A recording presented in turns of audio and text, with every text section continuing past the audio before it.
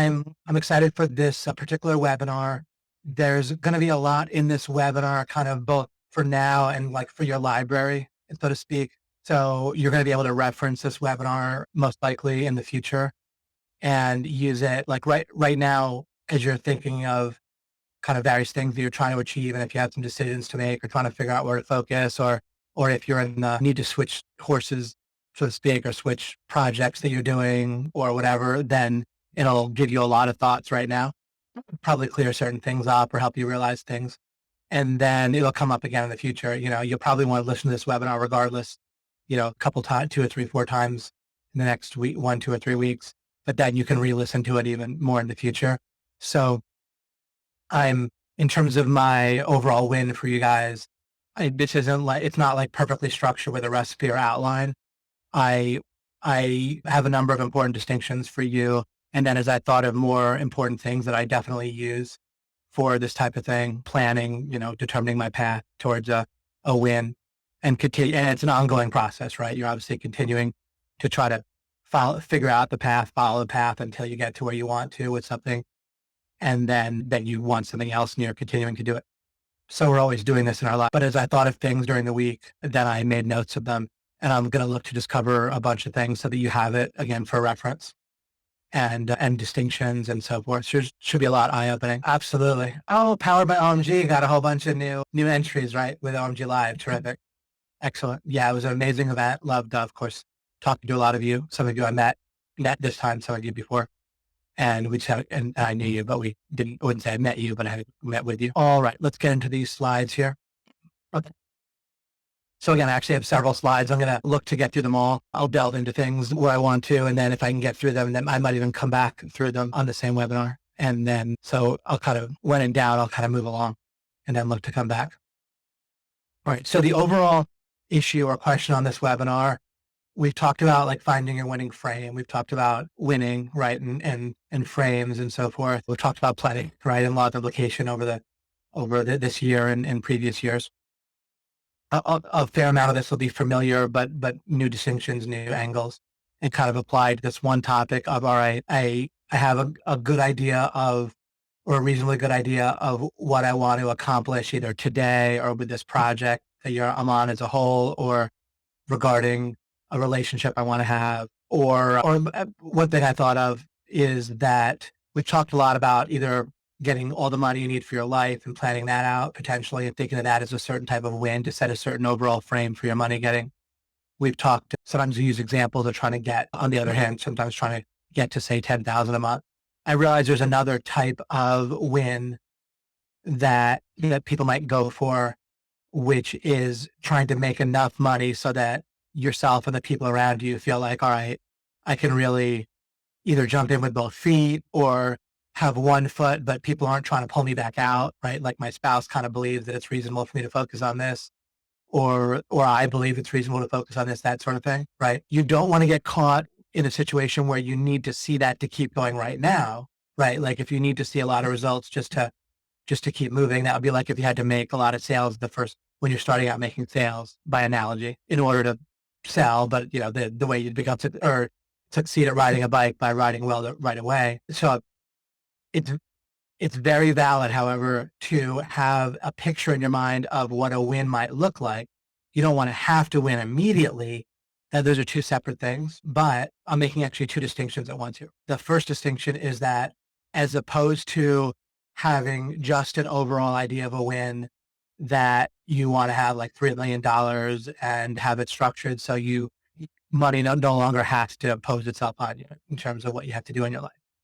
I'm making a distinction that another smaller but very useful win for a lot of people might be something where $2,000 is coming in a month, maybe 3, 4, 5, whatever for you makes it very real. And you might be in a situation where it's both for your own rational decision-making about what you focus on in your life.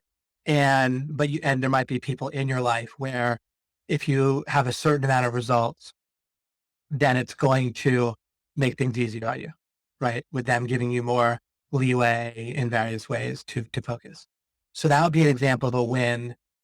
And so one distinction is distinguishing that as a smaller, more bite size and yet very helpful and powerful thing. Really a lot like when I've talked about semi-soft blocks, which I'll also touch on again later in this webinar, but I've talked about it before. For those of you who recognize that term, it's something that if you focus on, you can likely hit. And then if you hit it, you kind of only have to be competent after that in order to get to the full other win with money of where you have it really taken care of, right? Not like where you can necessarily buy a rocket ship, but where, you can live comfortably and be fine without having to do things for money that, you particularly don't want to do, or needing to make it a priority instead of choosing your priorities some other way. Okay. So distinction with the one thing with semi-soft block, maybe a smaller amount of money realistically for us, for a lot of us, might really make a difference, specifically in the sense of everything will be easier, right? Like you can be confident in a certain way after that and just get to the bigger goal. Okay, that's one distinction. Another distinction that I made as I was talking about this was that you however don't want to confuse that, the idea of say getting to 3,000 so that your life will clear up in a number of ways and you'll be able to focus better on your home business, your non-job. And you don't want to confuse that with needing to see results in order to move forward now, right? One of the things I'm going to cover in this webinar is it's going to be critical that, and I refer to this in the past, but I want you to make sure that this is in the front of your mind and that you check over your plans for this. And I'll have specific things later or as these slides go on, that'll cover this. But since it relates to what I'm saying, you don't want your plans to accidentally be that you have to win in order to win, right? Like that everything basically has to go right. Like it often seems correct and clever. Like, okay, I'll do this and then that'll be great. And then I could, then that'll lead to this and that'll lead to this. Since I'm really saying this, where do I have my slide where I mentioned chess? Chat's illustration of wrong planning. I'm just skipping to my last slide. So I mentioned this. People are just illustrating this with chess, just so you can see what I'm saying even more clearly. If someone is making a chess move, or if you're making a chess move, it's not really about whether you're planning many steps ahead or not. What you don't want to do is say, all right, I'm going to move my bishop here. And then what I think they're going to do is make this move, at which point I'm going to do such and such. And then they'll do this and then I'll do that. What you're doing there is this is the wrong thing where I'm saying you have to win in order to win. Like your plans might seem clever if they work. Like, wow, you saw so many moves ahead. That's brilliant. But actually, and if you check over your plans or other people's plans that they end up having that you can spot, either they come to you and say, such and such is my plan. That doesn't usually happen, but you can usually see what your plan actually was, even if you didn't write it down or say it explicitly. We're kind of acting on a plan or various plans constantly, right? Whether or not we explicitly state them, you're still planning and acting on those plans day in and day out, minute by minute, often and so forth. So this looks clever after the fact, and it looks kind of right to a lot of people constantly. But what it really means is that everything has to go right in order for it to go right, right? And then that same thing, as I've been referring to, happens very often with people in business, either specifically when I need to see monetary results in order to keep going after the next month or two, or it might be money, it might be other things. It might be for someone doing a promotion for us, they need to see results with opt-in, or they'll just quit the promotion halfway through, whatever it might be. It's like everything has to go right in order for things to go right. So you don't want that, right? So back to my first slide here. I haven't talked about what's in the slide yet, but I'm setting up a sort of example we might refer to with the money that maybe around $2,000 or $3,000 or whatever it might be for you, where you can kind of take the next step of plunging in realistically and rationally, right? And again, there's nothing wrong with that as a win. That might be actually a smart idea of a win for you to have in mind, right? Because if realistically things will be easier, or it'll just be more rational for you to focus, right? If you haven't hit that, it isn't really necessarily a smart thing to do to quit your job, right? There's a fair amount of success teaching where, if you burn your boats in various ways, you have more chance of succeeding. That might be true, but you don't really need to make plans where you increase your chance of success, but you also increase your chance of a real big problem if it all doesn't work out, right? I prefer to make plans where I increase my chance of success in ways that don't have a big cost, where like a cost in terms of a big risk of a crash as well. Okay. All right. With that said, where we kind of can imagine someone who might want to make, say, 3,000, but it's not that they need it in order to keep going, but that's their win. Now we're thinking, about path, right? Once you have a sense of your win, right? Then, and a win is similar. When I talk about a win, people would normally call it a goal, but there's so many different things that the word goal refers to that it's kind of blurry and confusing. So I like to construct a definition or an idea. And then in this case, I'm calling it like, get clear on your win, right? That overlaps with what people sometimes mean by having your goal in mind. All right. So now you're going along your path. As an overall thing, you want to be comfortable with not knowing.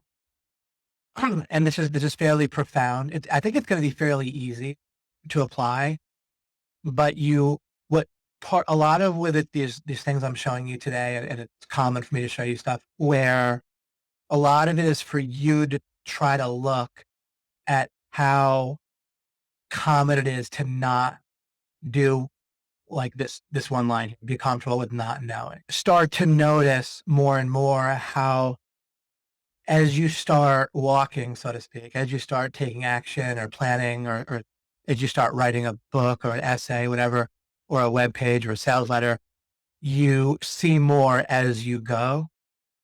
And in a sense, that's somewhat obvious. It's not like you didn't know that at all before I said it, but there's a way that you can catch yourself acting as if that's not true fairly often, where our brain tends to, right, again, it constantly fabricates certainty in the gray area, right?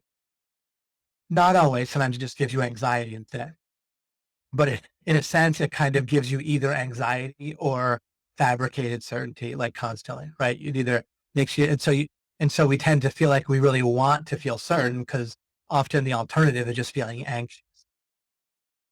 And what that does, right? So if we're caught in this trap between a false certainty, right? False certainty doesn't mean that our conclusion is wrong.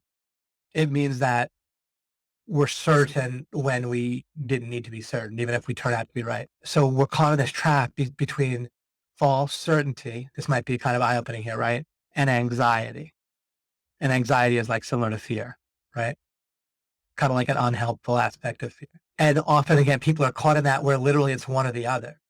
And so that's why they think that false certainty is better, because it basically is often is better than anxiety, except the one of the main drawbacks with fabricated, there's a few drawbacks, but two off the top of my head are you can be walking off a cliff and not feel anxious if you have enough certainty that you're not walking off a cliff. But then the drawback is then you fall off a cliff and smash and splatter on the ground below. And then the other thing is there could be something a lot better that you're not spotting, right? Because you have false certainty that you're, on a great path. Maybe that path will get you there, but it's much more difficult. Maybe you'll upset people along the way and have all kinds of drawbacks. And if you didn't feel so certain in a useful way, and then another thing is like, if you have to, if we need to feel certainty or else we feel anxious, then what happens? We stay in the box, right? Like we're only going to accept solutions within the frames and boxes and what we're used to, right? And we can't break out of it, right? If someone's used to a job and they're thinking about becoming an entrepreneur, then if they need to either feel certainty or else they're going to feel anxiety, then they can't really make the step to become an entrepreneur. And if they do, they're going to be really trying to hang on for dear life to some guru or whatever. They're going to be kind of easily manipulated. Even a well-meaning guru who really has had success, that guru themselves is going to want to feel certain or else they're going to feel anxious. And so they're going to be overly confident that their particular method is really good. And, and it's a tough cycle. It's not effective. It's not where you want to be. The way out of the trap between anxiety and fabricated certainty is to have a certain type of correct comfort with not knowing. A big part of that comfort just comes from noticing that, of course, you're going to see more as you start to walk a path. Even if the path, one thing you might see is that you're walking towards a dead end. Just like if you're trying to solve a maze, right? You try to go from the outside of a maze, like a maze puzzle you might find in a book or a newspaper or something. You're trying to get to the inside.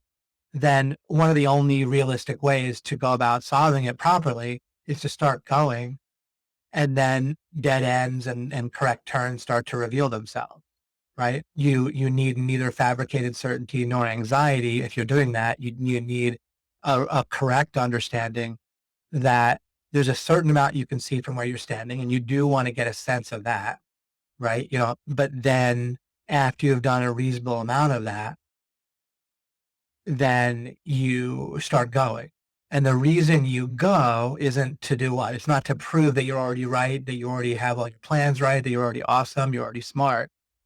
The the a basic overall frame or idea that's the kind of one sort of bottom line when it comes to finding your correct path or the or finding the path. Of course, you want the most efficient path, but there's really no such thing as the most efficient path except for relative to like how much knowledge you have, right? So, for example, you start out trying to make money today, you end up becoming a millionaire in 5 years. Looking back 5 years from now, sure, you could have followed a shorter path, but there's no way starting out that you could have known that, right? So we're trying to really have not the most efficient path, but that's ideal, but the most but the correct process, right? The right heuristics or the right frames and understanding of how to find the path, given that we're not 5 years from now looking back, right? We don't have hindsight.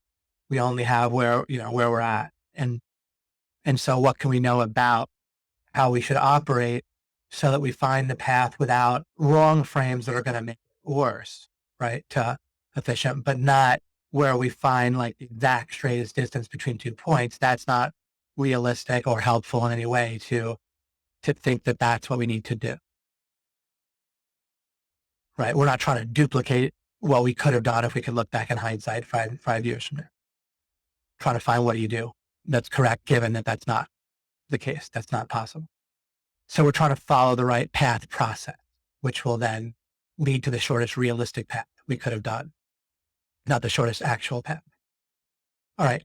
So obviously more will be revealed to us as we think and act. So we want to maximize within accepting that, not fight against that. If you're anxious, you're basically hoping for false certainty, right? Like in my dating, love, marriage relationship, right? Whatever you call it. Part of what was critical was distinguishing what I could know from what I couldn't. Like I could talk to some other people where they get anxious very fast when they're starting to date someone, and they want to have more certainty that's reasonably possible, right? About the person liking them and validating them and and thinking that they're just awesome and all that. Or we want to have more certainty about ourselves and how awesome we are. Then that is helpful, right? So again, we want to kind of relieve anxiety or relieve like if we look at the beginning of Alchemy, the series of 30 webinars I did a couple of years ago, this relates to that sense of helplessness that we feel when we're born. Our brain concludes that we have. We're actually not helpless in a certain way if we understand things right.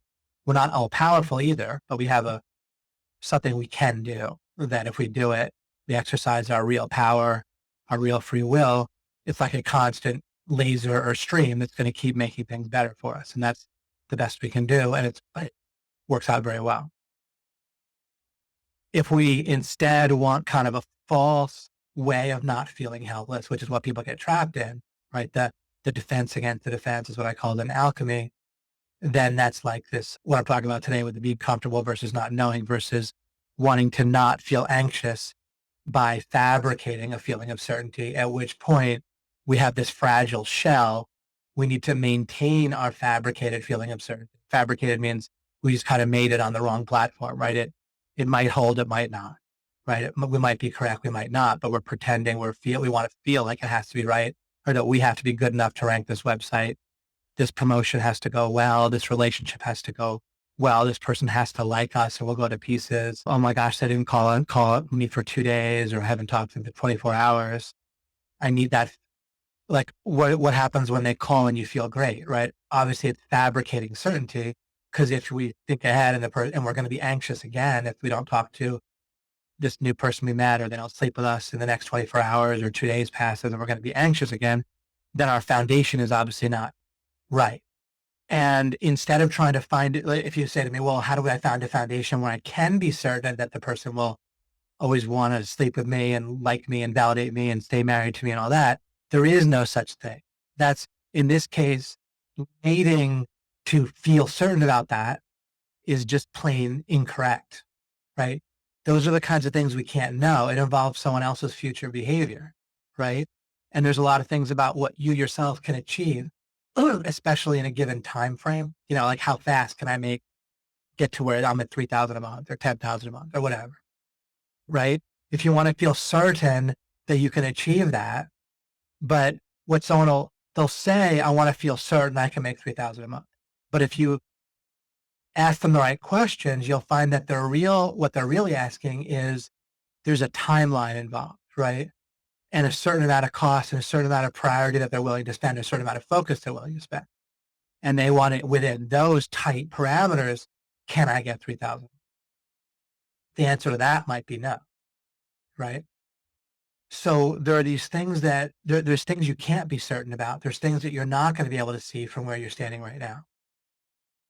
And so what we can see is that it's reasonable, probably for all of us, not everyone in the world, but probably everyone in this webinar, to go after a reasonable sized goal of making money within a reasonable time frame, with a reasonable amount of focus and so forth. But reasonable might mean a fairly large amount, right? And making it a priority for a lot of each day as best you can, or at least for 4 hours at night, even after you work or something.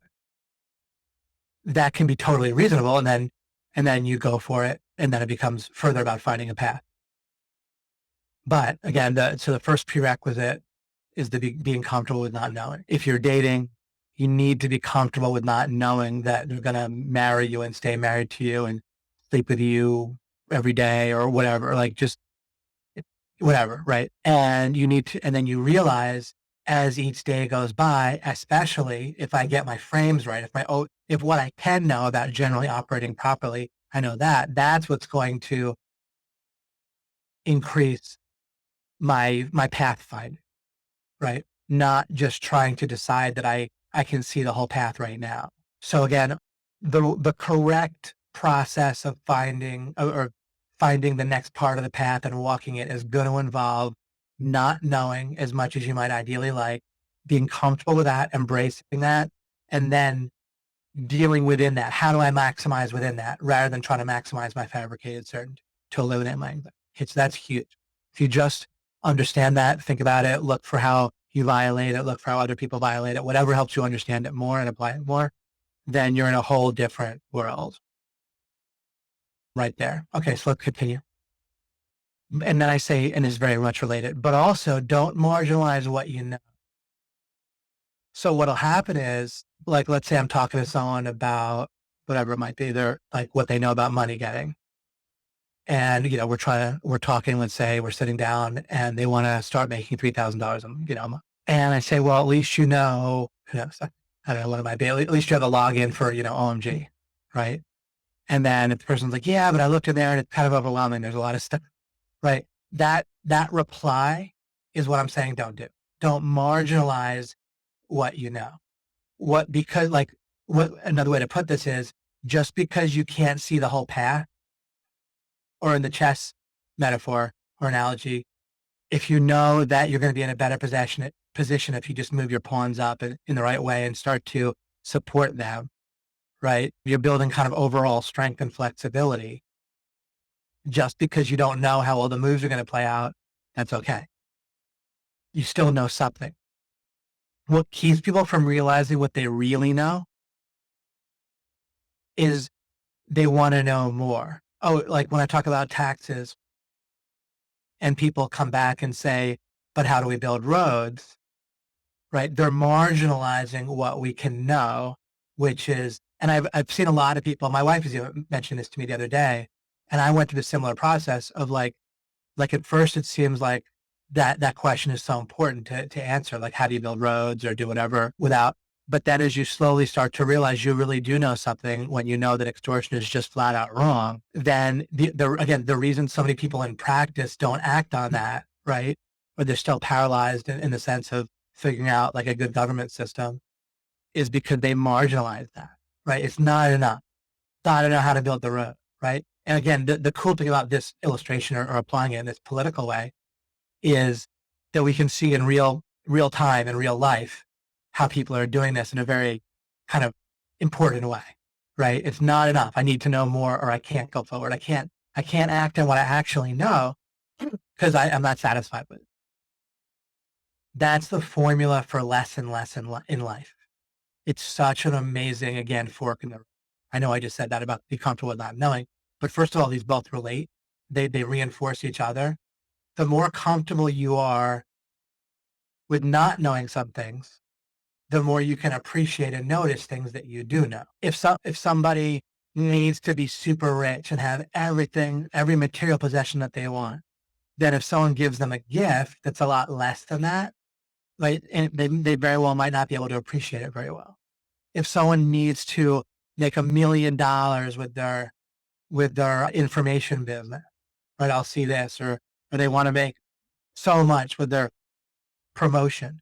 They can't be happy with getting really with doing a number of sales that if they were happy with the sales they did make, then they could build on that. What went right with that? What can I improve? Right?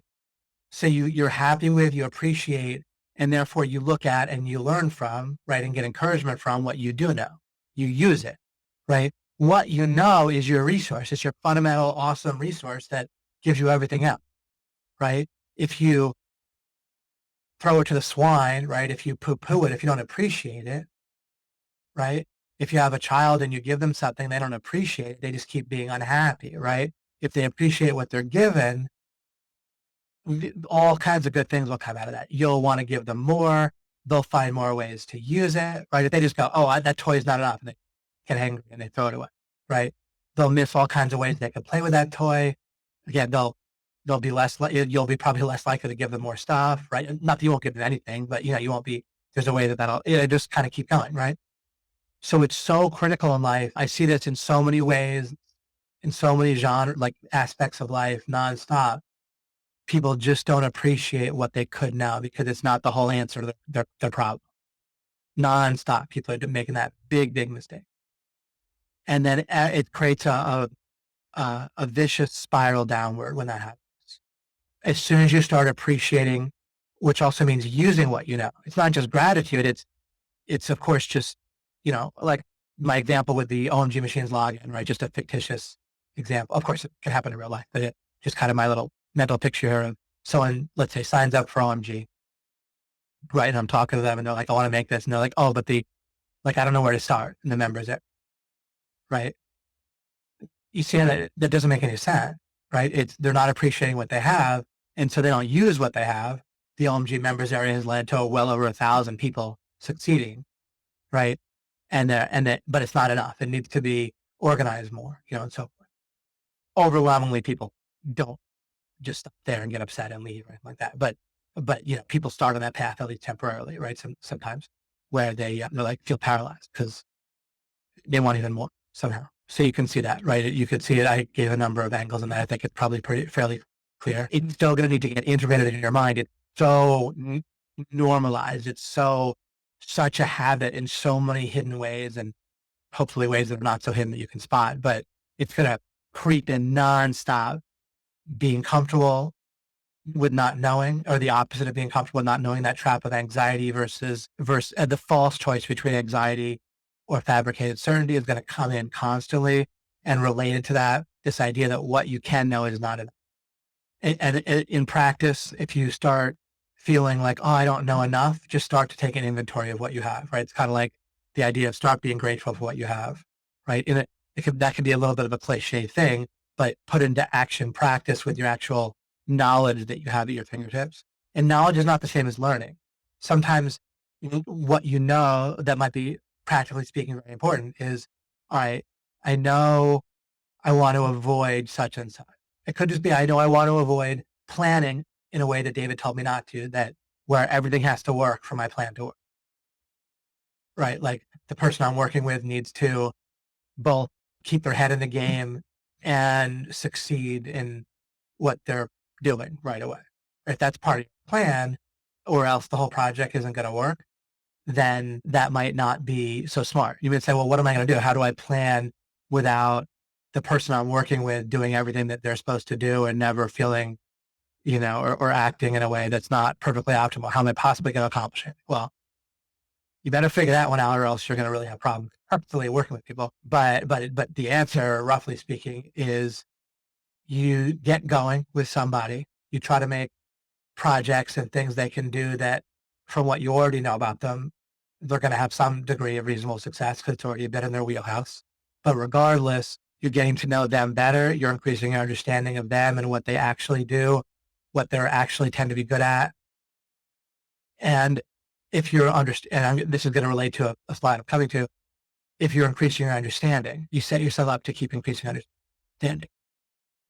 So let's get to that. Might skip even past whatever the next slide is. I'll get to that one. Okay. Let's go here. Now, there's two questions that I'm answering, because if you look at the bottom of this slide, I see my answer is see above, but you can change the wording. So there's two huge questions regarding, well, what do I do? How do I, some form of how do I figure out my path to get to this win, right? The two major questions are, probably the most major obvious one is just the one at the bottom. How do I figure out what to do next? Right. But one that interestingly related and that comes up a lot is, well, how do I know when to make a major switch? Right. People have asked me this in various ways over the years, and because they should. It's a great question. They should either ask me or themselves or both, or whatever, right? But it's a huge question, and I've always meant to give a better answer to it. And now I'm going to be giving a particularly good answer, like a next level answer. Doesn't mean I figured everything out. Doesn't mean I won't figure more out, or you won't, or we can't get more. But this will really take that question to the next level. So you're probably all perking up right now pretty happily, because that's we all encounter this. Okay. Here's what you generally want to be thinking of. Well, again, with either question, how do I figure out what to do next? Or wait a second, I'm dating someone, or and I'm not sure, do I stay in the relationship? Or I'm working on my client consulting. I'm thinking maybe I should do Facebook ads leading into maybe an information course of some sort, right? Or maybe I should do affiliate, right? Or maybe I should try to build websites so I can sell them. When do I make a kind of a reasonably major switch? There's no exact definition of major switch, right? There's a kind of a continuum between what's a small change in my path and what's kind of backtracking it in a certain way and switching. So there's not like a clear line of what's a major switch or not, right? It's all going to be the same answer. And this is where my central message always for the last 5 years has been, and where in one sense it can fit on like a greeting card, or a bit of, I don't know if it's cliche, but it's a little bit of a, whatever might seem simple on the surface. But you can always go back and orient yourself to a very fundamental frame, which is that you can fundamentally measure progress accurately through one and only one thing, which is your understanding increasing, right? There's a fundamental paradigm or heuristic like way of operating that I do follow. It's not like I just say this because it sounds good. It constantly guides me. Whereas if I didn't have it to guide me, I would do it wrong, right? It's like very practical and deep and actionable, and everything is, I'm measuring progress by, is my understanding increasing? But what I'm about to say here, I think will clarify it and help you apply what I'm always been saying by that in a sense. So another way to phrase this, the question would be, all right, David, I hear what you're saying. I'm going to see more if I get started and start going. Nevertheless, so I get that. I don't fight that. It's okay. I get, but I still need to figure out like my next step, or I still have a question because I'm still trying to figure out which major thing to focus on in terms of making money, right? Or it still doesn't totally clear up for me. Should I break up with this person or not? Right. I know you're thinking about, stick with plan A unless, you can eyeball and it's pretty clear that you're comparing plan B. That remains true with plan A, and plan B looks clearly better now. But I have never said it in this exact way, I don't think. So the way you want to figure out, I kind of referred to it just now with the example of, I'm working with a partner and I'm fairly new with working with them. we have some ideas of some pretty big plans and projects we can do together, but we can't see it all right now, right? We could maybe try to plan it all out right now. And maybe we have even on paper, we have our plans. I bet if you look at those plans, you're going to see how it involves a lot of winning in order to win, by the way. But now you're starting, you're saying, all right, I heard your webinar, David. Now I want to, I want to apply this. So what you're going to do is say, all right, the next thing we want to do, the next sub project or kind of thing that we want to swallow next, that's kind of bite sized, is let's do something where no matter what, it's likely to lead to an increase in understanding that's going to get us to our greater goal. So your greater goal might be that you want to, just to pick something different or random, like you'd like to actually, you live in the same town, you'd like to open up like a jewelry store retail, but that also that kind of feeds in or helps pivot online with jewelry sales, right? But if you're going to be putting your name on the lease, there's a lot of things you kind of have to commit to at some point that are kind of large. So how do I get started? And the answer is anything that kind of both is going to help shed light on making money online or in real life, or both brick and mortar and online, or one or the other. Like let's say online at first with jewelry, including the product part of it or the traffic or the conversion part of it, and or anything that gets me to know my partner better, right? My joint venture partner that I'm working with better. By the way, when you're getting to know a person better, it's not like you're testing to see whether they're perfect or not, right? Or even a perfect fit, or even perfectly over some threshold exactly. What, in a sense, yeah, the threshold, but really what you're looking to do, the reason I say careful of like that they have to fit in perfectly is part of how to fit something in is to understand it better. And you can often adjust the thing it's fitting into as well. So don't make the mistake of a person as being tested to see if they fit in with me or our project. Aspects of the project can be adjusted based on understanding that person better. Maybe they're more talented than you thought in a certain area, but they need to be compensated for something else, right? And maybe you can adjust either how you act in that understanding or have another person fill in somewhere because of all the extra money you make because they're better than you thought was something else, right? But keep in mind that fitting in, and there is fitting that happens if you're working with someone, you both fit together and do things complementary or something, whatever it is in order to succeed with a project, right? But fitting is just two aspects of fitting, not just one fixed thing, unless it is fixed for some good reason, and one key, right? They often can both be adjusted, right? Same thing with a love relationship. Same thing with you and a task. You might be able to get a somewhat different task, right? But there's things you can change for yourself. But there's things that you realistically, it isn't going to be efficient for you to change about yourself, but there are things that are going to be able to be changed. And so you might make a relatively small change in what you're trying to do to make money and a relatively small change in yourself, right? There might be something that you're going to need to do for making money that like accounting that it's not something you really want to do or that you're good at, but that you can do at a certain level that's enough. And, instead of saying, I need to find a way to make money that doesn't involve accounting, right? You can find something where the accounting isn't terrible and then do a bit of it yourself. And then you fit in that way, right? You kind of adjust both a little bit, right? Make yourself a little bit more good at and therefore kind of like liking accounting to some degree. Of course, you could always find someone theoretically to do it. That's always an option too. But I'm just illustrating the concept of fitting, how you can make adjustments in both ways and look for that. Sometimes people accidentally, even though it's kind of obvious when I put it that way, they don't think and act as if that's true. They just kind of forget or don't notice. So I'm never testing another person that I'm working with, or even I'm never testing myself. I'm growing my understanding, which is different than testing, right? Again, testing is that idea, and we use that word all the time, right? That concept, test, test, test, even with like a marketing campaign or a sales letter, right? It's not quite testing. I'm understanding because there's two parts to fitting, right? I might be understanding my audience and my sales letter a little bit better and fitting them both, I don't know, like together in some way. But again, when you don't, I don't know that you ever really exactly need to test. Now it might, the way that testing and understanding would kind of collapse into the same thing once in a while, perhaps would be when one side of the what's fitting, one thing fitting into another, one side is fixed for some reason. You know, if you have a particular task that you're looking for a VA, right, a virtual assistant to do, and it's pretty clear that there might be a certain amount of adjustment you might do in that task that's small, but at least there's only a certain amount of adjustment. So you do need to see if the VA can fit into at least whatever wiggle room there is. It's fixed given that wiggle room, except for that wiggle room. They have to at least be tested, so to speak, to see if they'll fit into there. In that way, you're testing, right? But then it basically collapses. If it means the same thing as understanding in that situation, you're still understanding still is the right answer. It just kind of ends up being the same in practice.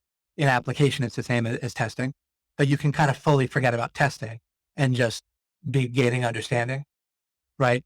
Because does understanding work in that situation too with the VA and the task that could be changed only a tiny bit to suit somebody? Yeah, I understand how much that task that I need to get done can and can't be changed. And I understand whether or not they're going to end up doing it and fitting within that, right? So understanding covers whatever you would use testing for anyway. Understanding, therefore, is always the answer. Testing can be wrong a lot, right? Because, yeah, you're not understanding, and you can even project it. Sometimes with testing, you're trying to pride yourself on how fast you can test the person and reject them to get the next one. And then you reject people too quickly. You know, you even project on them. They say or do something that an ex-girlfriend did, or, you know, and you immediately think that, oh, they're doing the same thing as that person, but they didn't mean it that way, right? The intent of their communication was actually different, even if the words are the same, right? So that testing that ends up in a rush to prove that you're already right, or you know, you're trying to get it done fast, right? That will lead you astray. The correct idea of understanding will quite literally never lead you astray, right? So how do you know when to make a major switch? And how do I relate that to what do I mean by is my understanding able to increase? So, and I gave a few clarifying or examples and things that I'll get to underneath this answer. But the overall answer, once we understand what I mean, is going to be, is my understanding able to increase? And if it's not, then that's what I need to get out of the box, right? Now, a whole bunch of explanations and caveats so that it's kind of potentially easy to misunderstand what I'm talking about here. So first of all, when it comes to the switch idea, we're talking about when there's good reason to think that you should make a switch. So suppose that you're in a relationship and it's not necessarily that your understanding is increasing or not, or that you're allegedly growing together or learning together, but you're just happy and everything's great. Then obviously I'm not saying make a switch there, right? So I'm only talking about you're trying to get to a win and you feel like you're not making progress and you're stuck. That's why you want to make a switch, obviously, right? And I'm not talking about creative destruction or if it's going great, but you're not growing, smash it and break it. That's only true kind of circularly. Of course, if you're doing something and it's going great, but it's not growing, and if you need to grow, then yeah, if your understanding isn't increasing as well, then you might need to make a switch. But there's a lot of things in life that don't actually need to grow. So there's no problem if they're not growing. And if there's no problem, if it's just going along fine, then you don't make a switch anyway. Similarly, like kind of analogously or similarly, you're not even going to ask the question what to do next if you already know what to do. So if the path to your win is obvious all the way through, or for a long way to come, then you don't need any of this. You just go follow that, as long as the obviousness is correct, like some fabricated certainty that's wrong, right?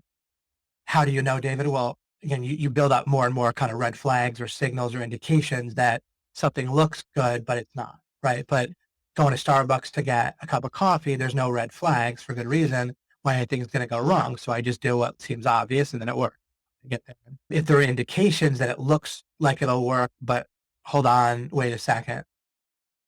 I thought the same thing in the past and it didn't work. Or wait a second, there are these things that have to go right. And well, now that I'm asking myself, they really might not go right. So you can you can either see red flags or look for things that might be an indication of maybe I shouldn't feel so certain that this is the path. But if the path is clear, obvious, correct, you don't need to ask any of these questions. Just go take care of it, right? You might want to stop and check one or whatever, or from time to time, make sure that what seems obvious, is reasonable to act on. But that's the only thing you have to do there is just once in a while, you might want to take a deep breath, step back, check, right? Either things seem to be going well. And especially if you're going to need that to work and there's a deadline or you need it to work for the next thing, then you particularly might want to make sure that have a good plan. But otherwise, just go for it, right? I'm talking about you're not seeing progress. You want whatever it might be. You need progress. So again, if you're in a love relationship, you don't need to see progress.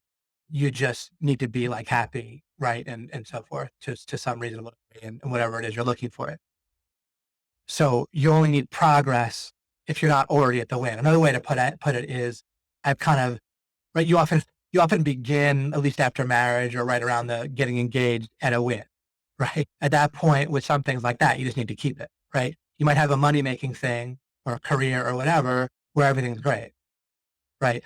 Now, if you have a career where it's steady income, but you feel like you're not fulfilled in life, or you feel like it's not enough to get out and you want to get out, or if you feel like, yeah, you're just not able to be happy for some reason, then that's when you correctly should ask, do I want to make a major switch? And then what you do is you say, what do I want, right? What's my win look like overall? Then you can break it up into like sub wins after that. But what does my win look like overall? Then you go through this. All right. I feel like now I'm looking at my trajectory with where I'm at. It's not going to happen. Right. So then I think now, well, what do I do then? And so, or I may check with my career. So, all right, if my career is not going to make me enough money, plus it doesn't give me enough time with my family. Well, do I jump right out of it? What do I do still, David? What you need to do is something that's going to lead to an increase in understanding of how to get to the win you want. More time with your family, more money, whatever, right? If there can't be zero built into what you're doing, that's going to increase your understanding. Now, what about my stable base? What about I have to pay my bills? Great, right? Paying your bills puts you in a position to stay alive, so you can potentially increase your understanding, right? But the only way you can possibly get out is if you find some crack, some half hour, something, whatever, reduction in spending that you can take a next job, or at least get off the what is it, advancement track. Maybe what you're doing as a career now is both paying your bills and it won't totally drain you. But if you look for the distinction, what was draining was trying to be so good and creatively thinking so you get the next advancement. You can perhaps say, but if I got the advancement, I'd still be on a treadmill. It won't get me where I want to go. So I let go of that. I can kind of on a bit autopilot or in flow without a lot of creative focus. Might be a bit of a bunch of time, but not in a draining way with creative focus that I'll also look to cover here. I can do my career, but I need to have something going on that I build in. I need to make some kind of switch with something. You don't have to necessarily switch out of your career in that case, but you find something you switch or in life or do that you're taking action and planning and taking action, all serving, increasing your understanding of how to get a way to make money. At first, you might need to even just increase your understanding of what could work, or, get a survey of what's out there, right? While you're doing that, you're doing that though in order to increase your understanding of what path, what money making scheme, so to speak, or I don't mean that in a bad way, just kind of money making plan, project's a good word. What money making project can you reasonably start doing, right? You're not, like we talked about in the first slide, you have to embrace that you're not going to know. So it can't be about having to pick the right money making project the first time you pick one, right? Because that would be demanding to know more than you can or should going into it, right? In a way that's going to be unhelpful. Just like with dating, you can't like demand the first person you start dating seriously is going to work, right? That's counterproductive. You're trying to see more than you can see. You'll learn more as you start going. You just want to get in a position to have a reasonable pick. And one of the ways to get in a position to have a reasonable pick of what project is to pick anything while you're ignorant. And as long as it's fairly cheap, and some might say cheap, wouldn't something more expensive? Depends on your overall life and judgment. Just basically, if you're ignorant, you should start somewhere, right? Either it looks like it makes a lot of sense to you or it's cheap, whatever the heck, right? But in retrospect, it might end up being stupid, but it wasn't stupid given the fact that you're starting out and you're inevitably going to be pretty ignorant. What the heck are you supposed to do when you're starting out, right? So if you're ignorant, you just do something, right? And that'll make you less ignorant, one way or the other. If it's all intentionally built to increase your understanding, picking something when you're ignorant and trying to make it work, if you don't have the overall frame of it's all in service to try to understand more, and ends up being, it can make someone more ignorant if they don't have the right deep frame of, I'm doing this in order to gain more understanding of what project would really make sense to go even more all in on. It doesn't mean that you pick one project kind of stupidly, so to speak, and then you're all ready the next time to go all in the next time. Maybe you just have a better understanding and can better eyeball a good project to do, but it still might not be wise to go too all in, right? Where you're going to be particularly screwed if it doesn't work, right? And you never stop. You're always seeking to have a better understanding. That's similar to saying a better framework is building, right? That I've said before. And how do you know that you have the right path or that you have enough understanding or your framework is built enough? How do you know? When you win. You never have to know that your path is perfect, that your understanding is complete, that you know everything. You're just going to eventually get over a threshold. You're going to have 3,000 a month. You're going to have all the money you need, whatever, right? Like for me, I have all the money I need for the rest of my life combined with a plan and overall spending, understanding and plan. The whole shebang works, right? I never did have full understanding of what the hell I was doing to make money, right? And so forth. People sometimes ask me like, why'd you do it that way? And I'll be like, well, I did it that way and it worked well enough to get me over the hump. In retrospect, sure, if I can go back, right, I might do something on a different platform or do a whole different way to make money or whatever, right? But how was I supposed to know at the time? And I got over the threshold. So with imperfect understanding, I hit over a threshold. I won in that way, right? And so you actually never will need to have perfect understanding. You just need to get to the win, right? Perfect understanding isn't necessarily the goal. The win is the goal. Even with the idea, the overall win of having everyone be basically happy and not have unnecessary contradictions, unnecessary bad in the world, and so on and so forth. When we get there, we get there. It doesn't mean we have to be omniscient first, right? Presumably we're not going to be, right? Or get everything right in a certain way first, or certainly not know every good thing that we can make. We're not going to figure that out. There can always be more good things created. So you don't need, in that way, you don't need perfection, right? Now, just because you don't overall have perfection, there's going to be various ideas that are perfectly correct, right? It is perfectly correct to understand, for example, what I said here after A, right? The answer, this general way of doing things where I choose what I'm going to do based on, is it either going to increase my understanding or is it my best? You're at least, this is the question you're asking. So you make your best guess at what project or what tasks you're going to do today and you to some degree plan those, whether it's a plan on the spur of the moment. Okay, I'm going to do this, or you write something down. This is my outline of my plan, whatever it is. There's some sort of plan that has to logically, it's happening in your mind, and then you go act on it, right? The plan could be a quick thought, could be mostly subconscious, and you have a bit of surface thoughts about it, whatever it is. You have some thought that go on in your mind. You have some action you take. They're at least your best guess of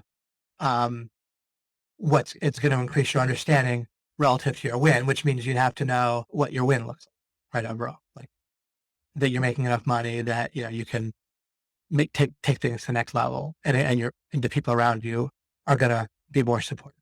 That's an example of what a win might be structured like. It has a certain amount of clarity and then a whole bunch of open-endedness or vagueness. I don't fill in details that are unnecessary, that overly restrict my win, right? My idea of a win that aren't necessary. So that's the question you're going to, and It's going to help you not be too like overthink things, over plan, over whatever, right? It's going to help you let go of a certain type of perfectionism, because as long as it's your best guess right now, not the best guess you could theoretically make if you spent the next 10 years thinking it through even more, right? Delving into the deepest recesses of what must be in your mental model, in your mind and stuff. But as soon as it's reasonable that the next thing you're going to do is going to increase your understanding of something relevant to hitting your win, right? Going to OMG Live, going to a BNI meeting, or going to find out about a BNI meeting, or inquiring about it, or Googling about it, right? Or watching a video by Greg to rank the website, right? On the other hand, let's suppose you've watched videos and videos and videos and you are too scared to start moving forward with an actual website of some sort. Then is another video, is another video really going to increase your understanding relative to getting started actually doing something? You see, what's going to have the most impact to likely increase your understanding? At some point, presumably making a website is going to have more impact, right? But that's the question you asked, and then the answer should be reasonably obvious at that point, right? And there might be a number of answers, and if you can't tell the difference, just pick one at random. If you think of 4 different things that could plausibly increase your understanding, and you can't tell which one would have more impact, then great. You have 4 things, all of which you can do one after the other, right? Or pick one and see it to completion if it's that type of thing, whatever it might be, right? Now you don't do each one in kind of a half, kind of crappy way, right? You do things, look to do them well, right? You like if you have 4 prospects of who you could date or work with, you don't do a crappy job working with the 4 of them, or the minute that one doesn't seem perfect, you kick it to the curb and you start dating someone else. That isn't very effective, right? You're not going to increase your understanding if you kind of half-ass things on your end, right? And whatever, however that means, right? Doesn't mean you have to go all in totally, but unless you're willing to give something, again, a reasonable amount of focus, a reasonable amount of chance of success, and so forth, then you're not going to get the proper amount of understanding out of that thing, too, right? You can use your own judgment, think about what I mean by that, but I want to point that out because it's relevant. Okay, so I've covered this first parenthetical, right? When I say is my understanding able to increase, or regarding how do I figure out what to do next, or whether I should make a switch, we're talking about in order to achieve your win.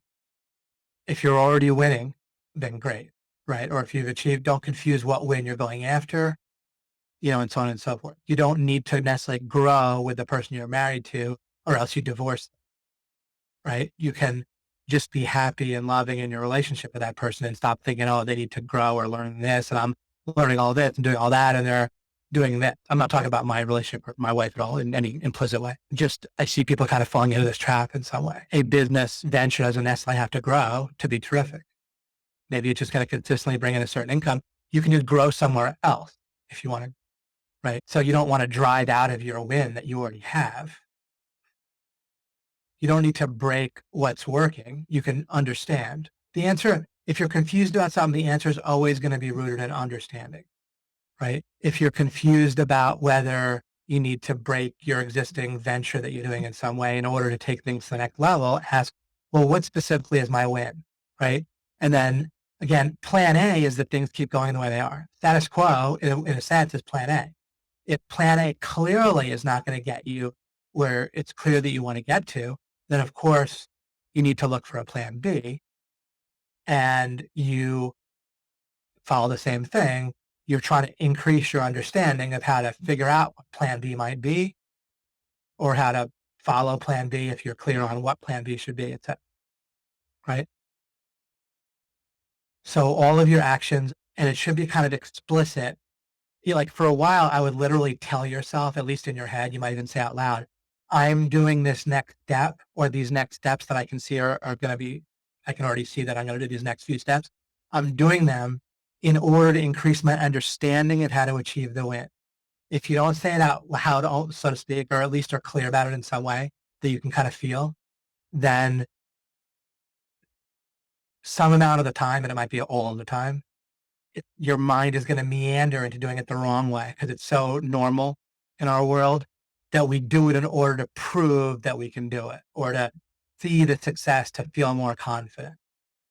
You can feel all the confidence you need from gaining understanding, and don't meander by accident into, oh, well, that was a failure, right? Or I'm going to look for the silver lining. The silver lining, I always like, why do I not fail? Because I do it on purpose in the first place to gain understanding, right?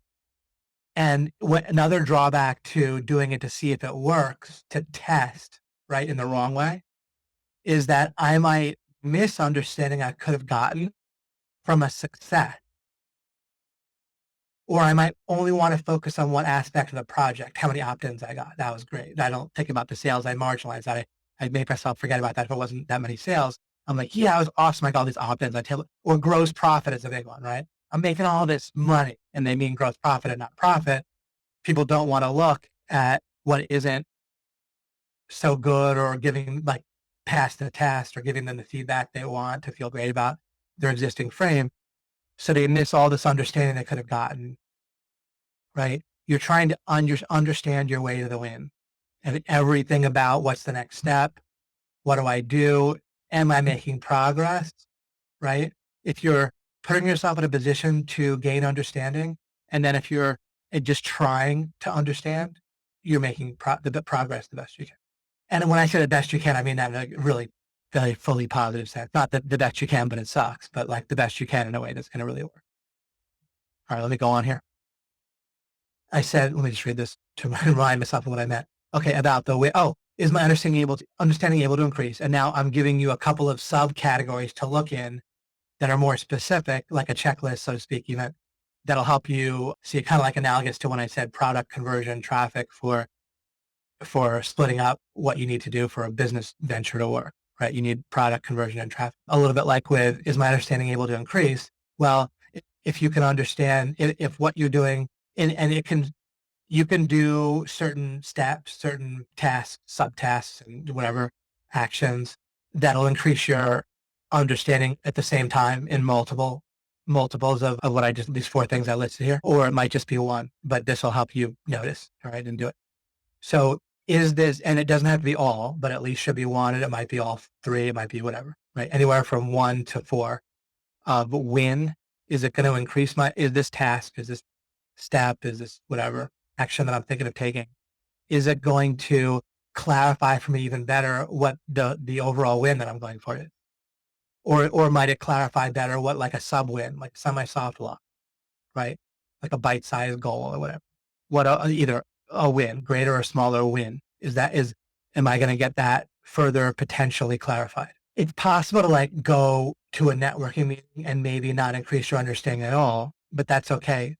It's certainly reasonable to do something like that, right? You just have to be taking actions where it's reasonable that you'll increase your understanding about these things, right? And then a vast majority of the time, if you keep that all in mind, you're going to gain actual understanding. But just to clarify, of course, there's a chance that any particular action that you do won't really increase your understanding at all. It's possible that you'll date somebody, and in dating them, you basically didn't increase your understanding. But it's just don't let that worry you. It doesn't mean you did anything wrong, but it should. The vast majority of the actions you take realistically are going to increase your understanding to some degree. If that's not happening, then you might need to be looking to increase your understanding of what I mean by understanding. But I don't think you're going to fall into that. I think you're just going to actually increase your understanding. It's not really going to be a problem. Okay. So if a task or action, whatever plan, is going to increase your understanding about what the win looks like or what a sub win might look like, great. If it's going to help increase your understanding of what the path is, in other words, what the steps are, right? If writing part of the sales letter is going to give you a better sense of what should go on the next part of the sales letter, right? What the path or what the steps, right, are going to be. So path and steps are basically synonyms in what I'm talking about here. Or is it going to help me understand the frame? Now, just like I said, framework and details kind of meet in the middle and blend together at some point. You don't have to get too concerned about whether something is increasing your understanding of the path or the frame or what. But when I say frame, instead, like if you're dating someone and going on individual dates and having individual encounters with that person, then you could be understanding what you might want to do the next day, right? or what you might want to do, look for next in a person, which actually to some degree that might be a frame or, like it could be more like what's the next step, but it could also be more like, oh, I had kind of a paradigm shift, or I had more of a clarification of how I overall want to understand what I'm doing, right? That's more like a frame. Okay. Again, you don't have to get too worried about what's exactly the distinction between a frame or a next step or the path. They're generally distinct concepts, but they can kind of blend together too. And it's okay. You're not trying to take a test, a multiple choice test where you're being asked later, was that an increase in your understanding of frame or path or both? So win, more understanding about a win, more understanding about path, more understanding about frame regarding what you're trying to do, right? And sometimes, by the way, you'll increase your understanding of a frame that'll help you in other areas, right? If you're increasing your understanding about some things about being respectful, aggressive, okay, that's a good example. So let's say you're dating and you've heard me talk about a little bit about respectful, aggressive way of operating instead of passive aggressive or instead of just aggressive, right? And which I talked about at some point in Alchemy. Megan might know the exact one, or Saul might know the exact one or multiple ones where I do that. I think it's in the 20s in that 30 webinar series. But anyhow, understanding respectful aggressive is a frame that also, and all frames can, depending on how you look at it, be like also be called a meta frame. So that meta frame of being respectful aggressive will also help you in business, not just dating, right? And so it might even help you dealing with yourself. Some things that are helpful with relationships, they end up being ways to understand and interact with kind of people's brains and how they kind of work. And so that often helps you like kind of working with yourself and because we have this kind of ongoing communication with ourselves and idea of ourselves, and we kind of relate to ourselves where we're like, okay, I want to do this. And we kind of make commitments to ourselves, right? And so forth. So all those things, working relationships, dating, love relationships, maybe other relationships like family, friends, and then your relationship with yourself can be increased by frames like understanding respectful, aggressive better. So that's the kind of thing when you look to understand. Oh, that what that also means is that by seeking to gain understanding in different places in your life and do a good job and so forth, you will, some of the steps you're taking by getting your relationship straight will actually help you in business too, right? You probably don't want to only think that by doing, going to the movies, hanging out, watching TV, whatever, surfing the web, that is, you're going to have meta frames that occur to you or playing video games, whatever, where that's all you need to do, of course, to figure out the steps in business, but you will gain meta frames, especially by operating this way in different aspects of your life and seeking understanding of frames. In this case, you'll gain an insight into a problem or an issue or a frame that'll help you with somewhere else. Okay. And the final thing I listed for when you're thinking about, is my understanding increasing, or how do I increase my understanding, or how do I figure out the next step, what to do next, and then you're like, okay, what do I do next? David said, my understanding has to increase. What did he mean by that? And then you say, okay, I meant take a look at these 4 things and your understanding should increase regarding one of those. The final one is priority or impact. And what that means is if you're gaining understanding about what actions will have more impact. So you try doing Facebook ads and YouTube ads, and you try to get some organic traffic with YouTube, you don't know which of those is going to have more impact on your bottom line when you start. When you start taking action, if your actions will shed light on what's going to have more impact, and therefore and each of those might be time consuming or money consuming to some degree. And so you have alternative use of resources. So impact is important, right? You want to divert your resources where there's going to be more impact. So when you take actions, right, in this case, running ads on both platforms and doing some stuff to get organic traffic, in my example with YouTube, then by taking action, you can see in advance, okay, I'm going to increase my understanding of impact. I might make more money from one of those things, but that doesn't mean that necessarily one of those always has the most impact for every business venture I do. Keep that in mind, right? Again, we're not testing. We're not just trying to make association. This worked, therefore it'll always work, right? Extrapolating from 1 or 2 successes or experiences or test results to like, this is how it works. That's not increasing your understanding, right? That's just you can learn, you can have experiences, something can work a couple times. Amazon can work for 2 years straight, and then they might make a major change, and you had all this inventory. Someone was telling me a story about this, right? And you can run into a problem. So you might think you're learning that Amazon keeps, your Amazon business keeps paying you this much money, and you keep making this much sales, but you didn't learn. You learned something false. right? You're just extrapolating, right, based on things. Understanding is different than that. Understanding, you're making distinctions. You're saying this can work. This works unless something changes, right? But so that's the difference between trying to seek understanding or just trying to prove that something works or test something, right? It's valid to say, I tried this 3 times and it worked each time. And so if we look carefully and something looks very similar, it's worthwhile trying what works 3 times in a row first, right?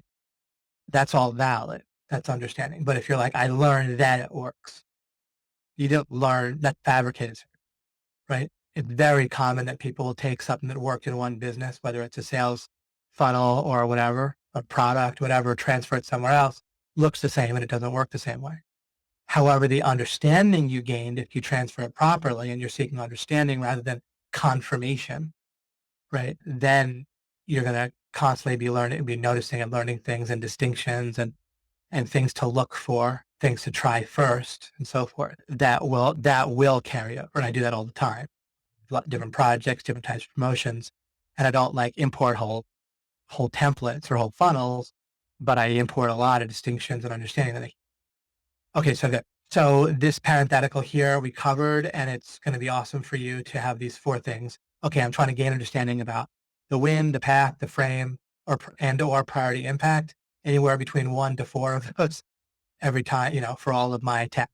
And if a proposed action is a yes to the question, is it reasonable to suppose, is this my best guess given that I've thought about it for a little bit of time?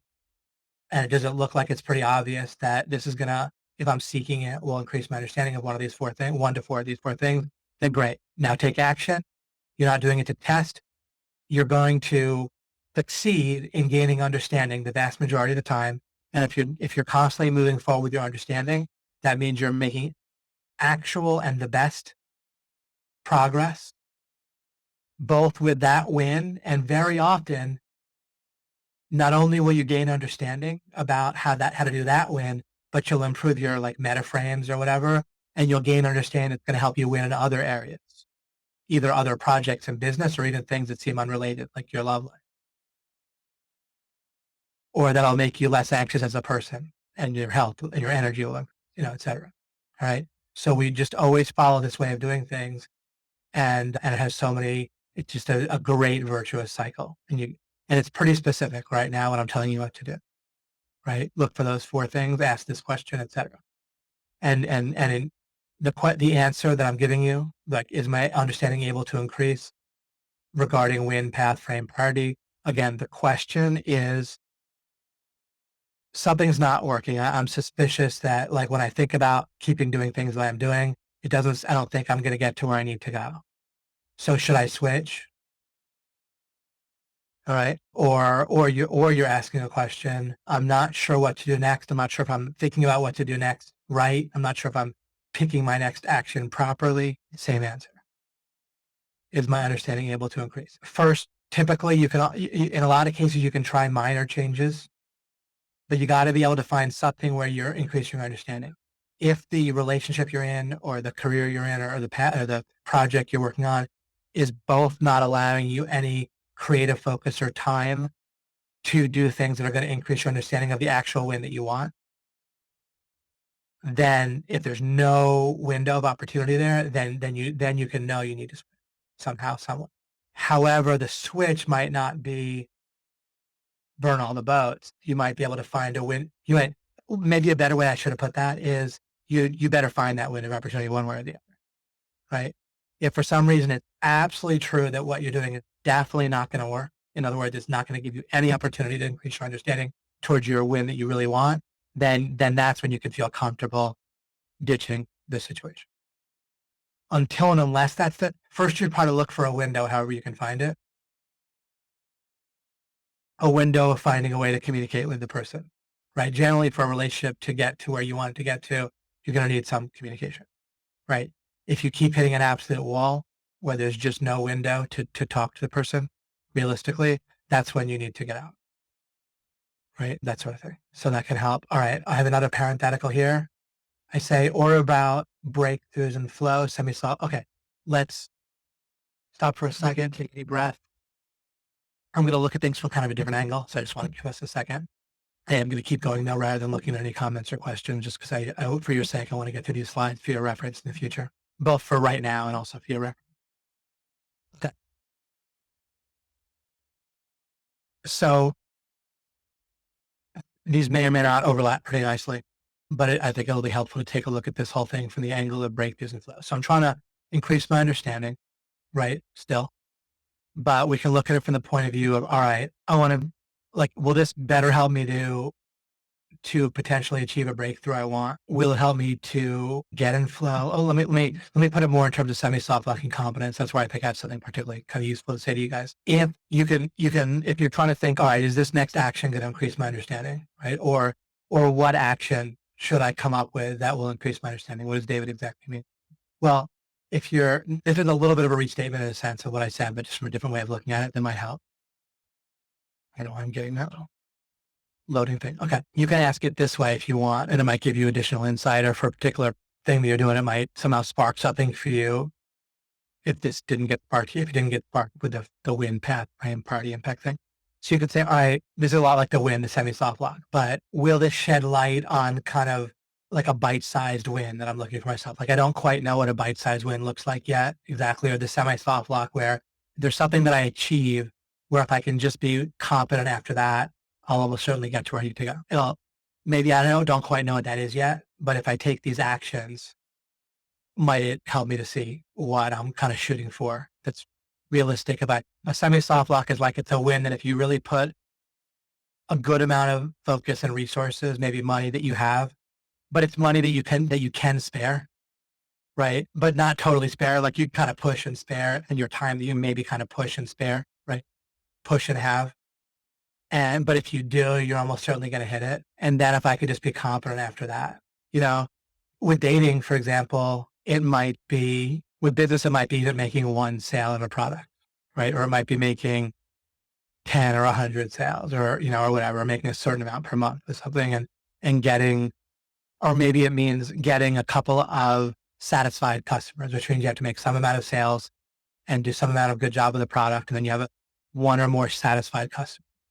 With consulting, it might be just that you get a freaking client, one client, regardless. And then at that point, even if it doesn't work out great with that client, there's something about getting one client where everything's going to get real in a number of ways. And you're going to have to do ranking in a certain way where you're going to get good enough that at least the next time you're going to, keep doing whatever you did to get that client. And then pretty soon in your first, second, or third client, it's going to work out okay. And then you get more. And so a semi-soft lock with dating might be that you are having conversations with prospective women that might date you, as long as, some percentage of women might like you if you get if you act reasonably on a date, right? Even if it's 5% or whatever, at the point where there's some existing non-zero and non-infinitesimal amount of women that might like you.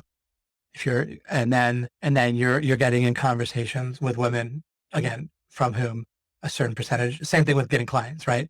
If you're having conversations with potential clients and some non-trivial percentage of them could potentially say yes, if you get your interaction reasonable with them, then that might be a semi-soft lock that you're having conversation, right? Whatever might be.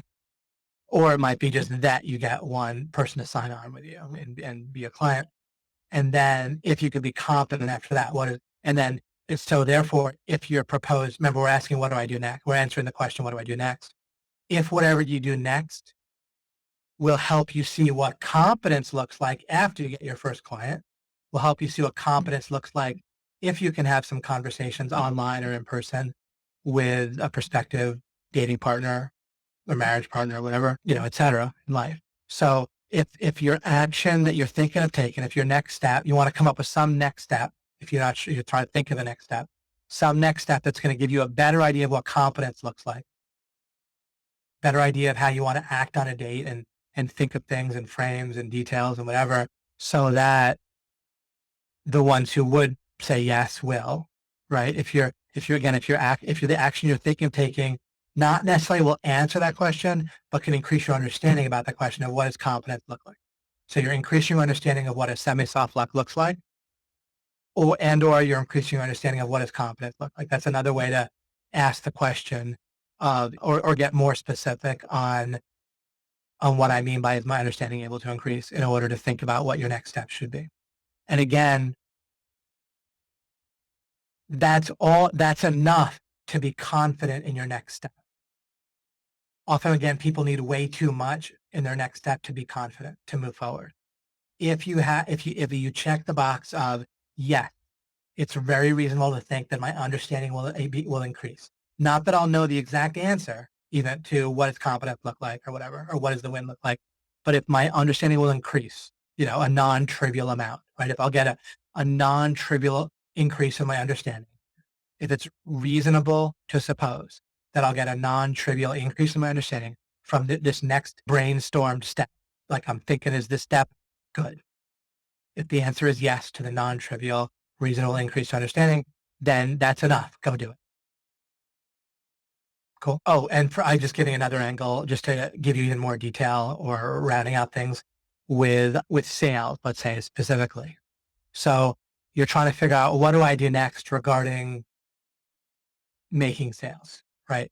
Making sales could be getting appointments to do a sales presentation, getting on a webinar with people that are on there, having people come to our website, or having a one-on-one meeting, whatever, right? So, and it could be getting that meeting or that the people visiting your website, or it could be working on the presentation itself, right? The sales letter, the web page, the script, what you say when you're talking at a BNI, right? That's not a whole sales presentation, but it's kind of part of your funnel, right? So to speak, of being with people. So it's either the script, the letter, or it's the traffic feed, or the eyeball, right? Whatever, the contact. That's what I mean by sales overall. And then, so whatever your proposed next step is that you're working on, your action steps you're going to take to make sales, if you're brainstorming or you're just anxious and you're thinking, I could do this, but I don't know if I want to, you're not checking. So part of what everything I'm showing you on this slide is to do is for you to stop checking your feelings about whether you should do it. I'm making it so it's black and white instead of a gray area. There's a gray area about whether you should take action, where you're in a whole realm where you ask questions like, I need to manage my time better. I need to feel more priorities. I need to be motivated. The way I do things, note this, the way I do things makes all of those questions irrelevant. And that's awesome. It's better, and it's something most people never even imagine is possible or consider. I never think about how do I get motivated.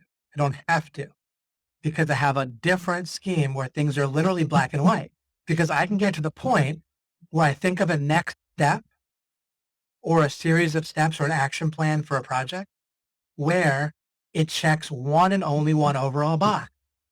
Is this next step going to plausibly, is it reasonable to suppose that, it has a reasonable chance of increasing my understanding in a non-trivial way about anything: win, path, priority, impact, semi-soft lock, competence, regarding sales? Will I have a better idea of vision, what the win is for my prospect, the win they're going to want, the problem that they're struggling with, their pain, or the categories they need to fit me into in their mind. They need to decide that I fit in, or my product fits into certain categories of what they want.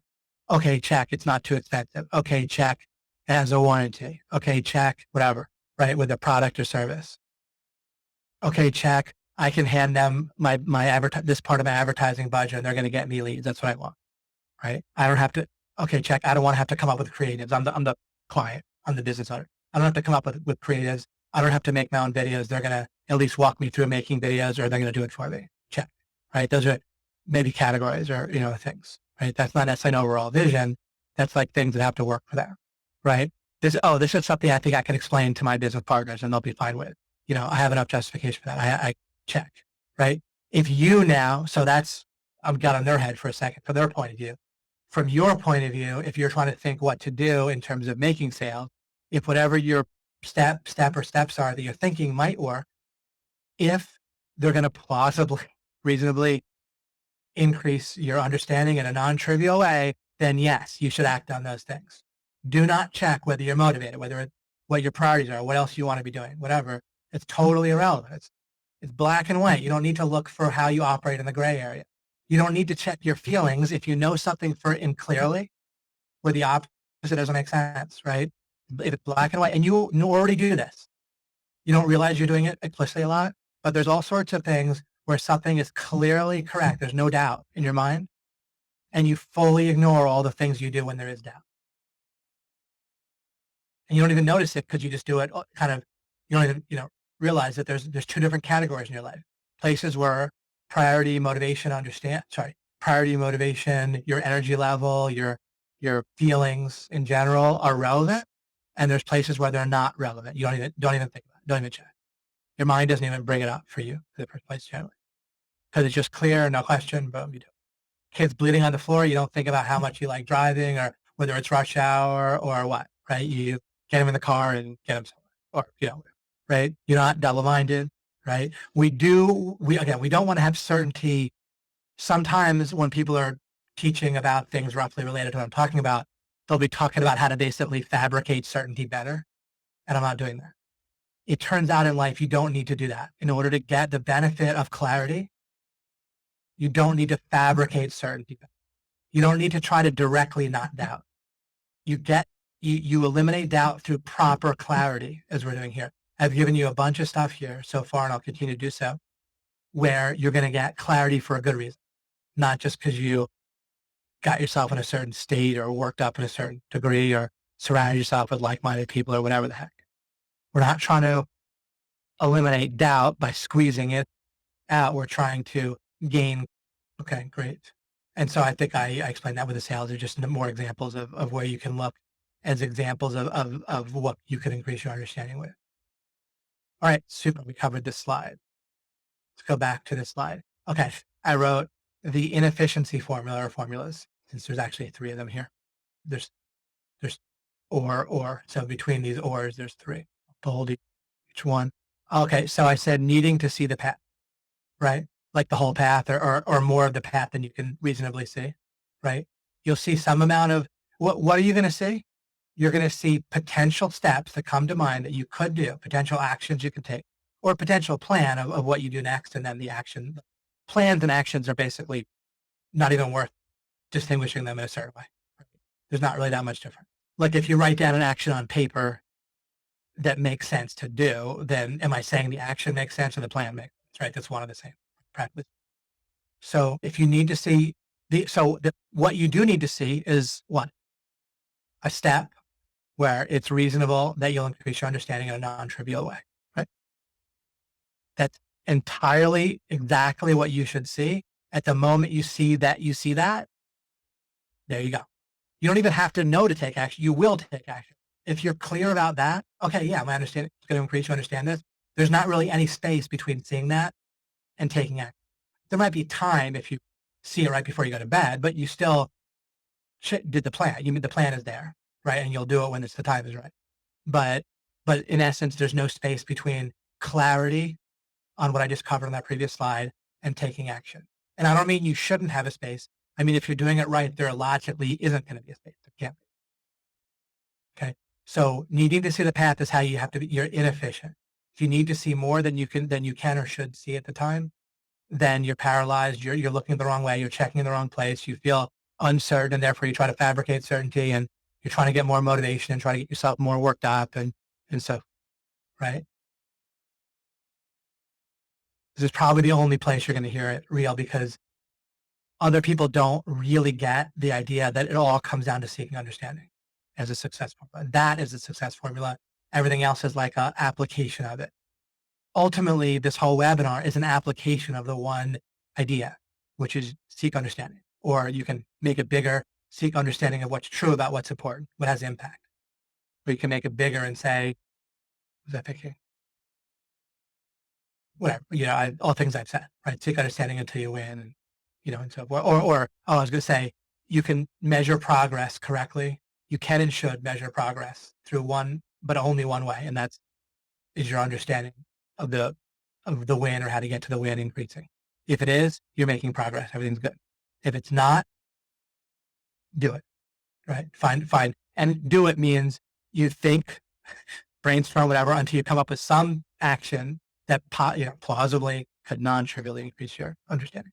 Everyone can accomplish that, right? In a sense, we have the semi-soft lock for life, right? If you put in, you basically, everyone has enough time and focus to stop long enough to come up with a next step that could plausibly increase their understanding about what the win is, or how to step there. And if you can do that, everything else will ultimately follow, ironically. So you already have the semi-soft lock. You already know what it is. Competence after that is just keep doing it. Keep doing what I just talked about on this slide. And ultimately, you'll just keep winning. Okay.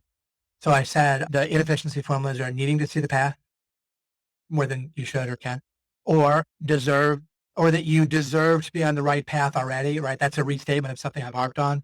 But I feel like I've been at this for weeks. I should already have been this far. I should already have learned this much, or something's wrong with me, blah, blah, blah, blah, blah, right? I now deserve it. I've done all this work, right? I'm going to take a break now. Of course, take a break if it's going to serve your goal. I'm not saying don't take breaks, but don't take breaks because you think you deserve it. You take breaks. Why? Because it's going to serve your understanding. How can taking a break serve my understanding? Well, like you need sleep, or you're going to be hallucinating, or if you need to eat, or you're going to starve to death, right? Then anything that's going to keep you alive, going, lucid while you're seeking, you have to seek understanding, you have to be alive and lucid to do it. Therefore, take breaks, eat, keep yourself lucid, right?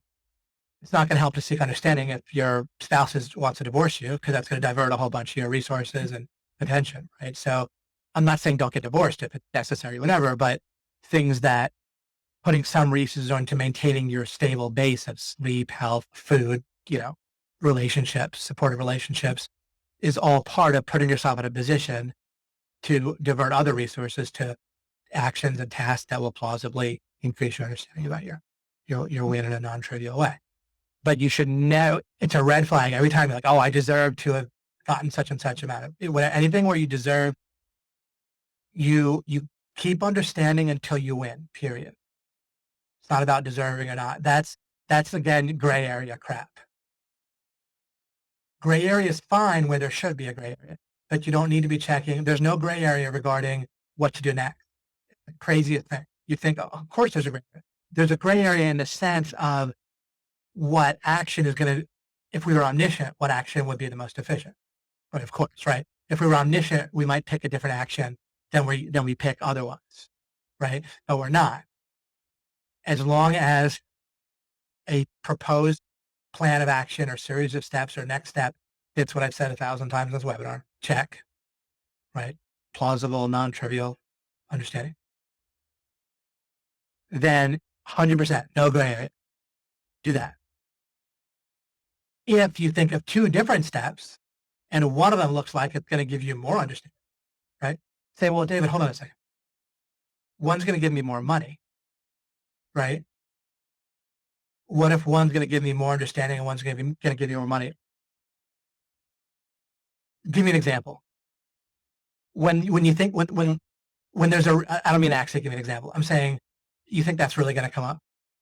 Maybe I'm wrong, by the way, and I'm very willing if someone says, yeah, okay, this happened to me this week, and I'd love to hear that. And I don't mean I'd love to hear that sarcastically. I mean, I'd love to hear it. It'll help me answer that question kind of better. But realistically, I just don't think you're going to be caught in a real problem where your terrible problem in life is you do this, you're going to gain so much understanding that you can't tell whether it's going to be worth $5,000 or not. Like, this is going to give you $5,000 the next week. This is going to give you so much understanding that you can't tell. It might even be better than $5,000. If that's your problem, then you don't have you see, right? When you think it, you're fine. And if they're both going to give you about the same amount of understanding, but one of them is going to give you 5,000 in addition, then which one do you think? The one that's going to give you 5,000. See? So that's why I mean it's not actually going to be a problem. Okay, so don't worry. All right, so forget about the deserve thing, and it shouldn't even come up. And then you don't feel guilty if it comes up, but just reframe. If it comes up, reorient yourself to this light. And then it'll stop thinking about whether you deserve something. It's not relevant. And then another inefficiency formula is, I've said this also a million different times in the last year or two, the fundamental paradigm shift. If you don't live your life, you don't do your actions, you don't think about stuff, it's not all about proving that your frames are already right. Right. And so, but another way to look at that is, if you're trying to prove you're already on the right path, and it is very easy to do accidentally. However, it's very easy normally. Like, people are going to do this all the time, all around you. And if you don't apply this slide first, the main slide here, then it's going to be easy to do. But if you do this, it's not going to be easy to do. In other words, if you do things right on this slide, you're going to automatically not do things wrong. I'm pointing these things out just to give you a couple red flags and to help you. But you're probably just automatically gonna basically, if you see these things, it's probably almost certainly just an indication you just didn't do this up. And so then just go do this. You don't have to feel guilty or feel worried or say, oh no, I'm doing it wrong. It just almost certainly just means you just didn't do it. So just do it. Okay. All right. Moving along here. This is just a simplified, happily. As we're trying to figure out priorities and so forth, as we're seeking understanding of priorities and so forth, one thing you can ask to kind of narrow down your search, right? As you're thinking about what your next step should be, and you're thinking, well, I've thought of a few things that might help me understand my, something. Which do I pick? Again, at that point, you're in good shape regardless. However, this might just narrow things down for you a little bit. If time is not on your side, either in a certain place in your life or a certain aspect of your money getting or whatever. So basically on a small scale, large scale, overall, or whatever you spot that's a good place to look for a priority to get time on your side regarding that area. If your income is less than your outgo overall in your life, then start looking different places to get time on your side. In almost every case, if someone is spending more money than they're making, it's almost always a matter of pride regarding a significant other or someone they're dating, or a lot of people they're dating or whatever. It's almost always that. Or their kids, they don't want to look bad in front of their kids. You don't want to let down or have someone look at you and be disappointed in you because you didn't get them presents on Christmas or you didn't send them to private school or whatever. And I believe that it's clear. I affirm that it's clear to me, or it probably will be clear in most every case, that if you have to choose between basically your pride, right?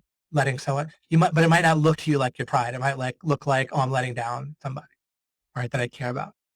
If you have to choose between that and having time against you when it comes to income and outgo and so forth, I would choose, you want to examine things until you realize that really the priority. Because if you think it through how it's going to play out, you're going to be stressed out.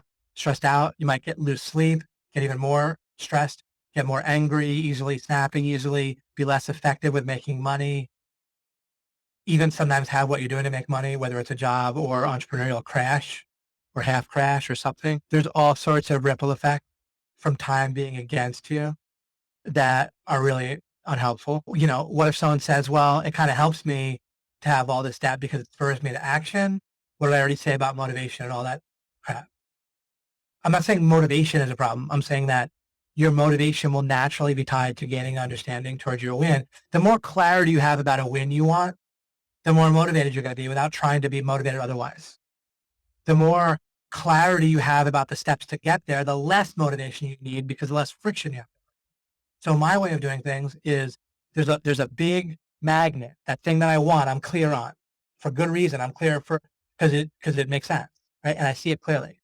I see the benefit of winning. I see what it's going to look like after I get that building block I want, or that tell myself block, or that awesome thing, or whatever it is, right? I see it clearly. So it has strong magnet. And because I understand how to pick my steps forward, there's not much friction there. So I have a strong magnet and it's frictionless. So I don't need some other type of motivation. Because you're going to get there. There's not much friction. There's a powerful magnet that's built in to my, the main scheme, the main slide right there. Strong magnet, low friction. So you don't need credit card debt to feel motivated. I don't need to commit to things that are really far from something I might be sure that I can figure out on time, right? To motivate me. Okay. So time on your side, priority, some form typically of income and outgo, or it might be promising more than you can realistically figure out. maybe it's okay to promise something where you just have to figure out a few things inside the box, but you can almost certainly do it, right? But you get outside of like a little bit of a reasonable cushion of what you're promising and the time, then just try to think, is time going to realistically be against me after that if I promise this? And it just has a lot of ripple effects in your life, okay, that are not going to be helpful. And it's going to, like, how do you seek understanding if time is against your side? It's so tempting then to prove that you're already right, right? Like to prove that you're in the box, because you only have time to operate inside the overall frames and boxes and assumptions and that you have. You can't change course very well if time's against you, right? If you can only change course a little bit. Well, if you can only change course a little bit, that means you can't change course once we make a circle around that little bit you can change. You can't change course about all this. What does that mean? You must fabricate certainty that all this that you can't change course on must be right. So everything, you go on the whole wrong track in life. You fundamentally diverge. You put this major temptation in your life, right? Putting time against you to operate in the exact wrong way, right? Everything comes down to seeking understanding versus seeking to prove that you're already right, or that your frame is already right, or that the part of your frame you can't change is already right, or unwilling to, So critical about time is on your side. So much of getting time on your side doesn't have to be you have to accomplish stuff. So much of it is just stop with like it's all one big bad cycle. Pride. What's pride? Pride is you're trying to prove you're already good enough, right? So it's all the same thing. You're trying to prove you're already good enough, and then you get time against you, and it makes it even more urgent that you have to prove you're already good enough, and you're on this downward spiral. You do the major paradigm shift that I've talked about in many different ways over the years, and I put it in so many different ways, even back to the goal to like yourself. When I said, don't have a goal to like yourself, I always meant the same thing. I've just been clarifying it and putting different angles. The massive paradigm switch between that downward spiral, pride, ego, arrogance, trying to prove you're already right, your frames are right, etc. Then you get yourself in these things like I've talked about, times against you, so you even more need to prove that you're right, blah, blah, blah. You have to start making promises in business that you can't necessarily keep, and then you have to, another time is even more on your side. You even more need to prove you're already so smart and right. And then you have either a nervous breakdown or just you start dropping the ball all over the place, right? And it's just tough. And then maybe you reach a breaking point where you let go of your pride for a little while, right? Because you have to. And then you can do things right for a while. But if you don't understand this fundamentally, it's almost like your goal is to get back to the point where you're prideful, and then you crash again and you run into the whole thing again. Soon after you start to pick up the pieces and move forward properly, then you get back into the wrong thing once again, right? What happens with dating, right? Someone finally gets humble with respect to dating. That humility helps them meet someone better or good, or at least someone. Then they get all arrogant again. And I've seen this happen in business and dating with people, right? Myself, right? So you need to get the fundamental paradigm shift. It is not about that at all. You're not trying to prove you're already right. And then you don't get caught in these time is against you things nearly as much, or not at all. And then you furthermore don't need to prove you're already right. Right. And then you're just a virtuous cycle, right? All of this creates a virtuous cycle. The only objection anyone can have to anything I'm talking about is it doesn't work fast enough. It doesn't work as fast as making a wild guess fraught with massive risk, right? That all can cause you a nervous breakdown and everything. And if you get lucky, right? There's no difference between someone saying, wait, I don't want to do it your day, David, right? I'm scared. It takes too long or whatever. And it doesn't take long at all. Like achieve success fast enough, right? But even if they thought that, it's the exact same thing that someone saying, I don't want to start a business. I want to buy a lottery ticket. That's faster. Yeah, it is faster, right? If you win the lottery, then it's faster. And then, if you don't, and if you spend all your money on lottery tickets, then you almost certainly won't win the lottery and you won't have your money, right? So however much you act on the lottery thing, if you go all in, then you're all screwed. If you go a little bit in, you're only a little bit screwed. But if you do that, you can see it that way. So it's either lottery with all that same results, or you do this, right? Great. Okay, I'll look at the final slides here we have. Chess illustration I covered, where it's like too many things, like everything has to work for your plan to work. Those plans tend to look clever. It's crazy, right? If someone's like, I'm going to do this and that person, because that person might do this and this person might do that, but business plans, whether or not they're explicit, implicit or explicit business plans are constantly of this nature of where all these things have to work. Like this project was one has to work in order for the next project for us to do and work, and so forth, right? Instead, what do you do? You do a project in order to understand better, to make the next project work better. At some point, if it fails the test, if a particular person fails the test of, you can't get to where you're trying to get to by working with the person, and there's no understanding path to do it, then yeah, you obviously some people you don't work with, but most people you can work with in some way, shape, or form. I don't mean you want to work with a bazillion different people at once. I'm just saying you can make it work with a lot of people, or you can find a way to do something. Yeah, I'm not saying you need to joint venture a bazillion times, but there's something about people's process of wanting to cycle through people fast that you miss out on a lot of learning. Almost like if you're trying to cycle through prospects too fast, right?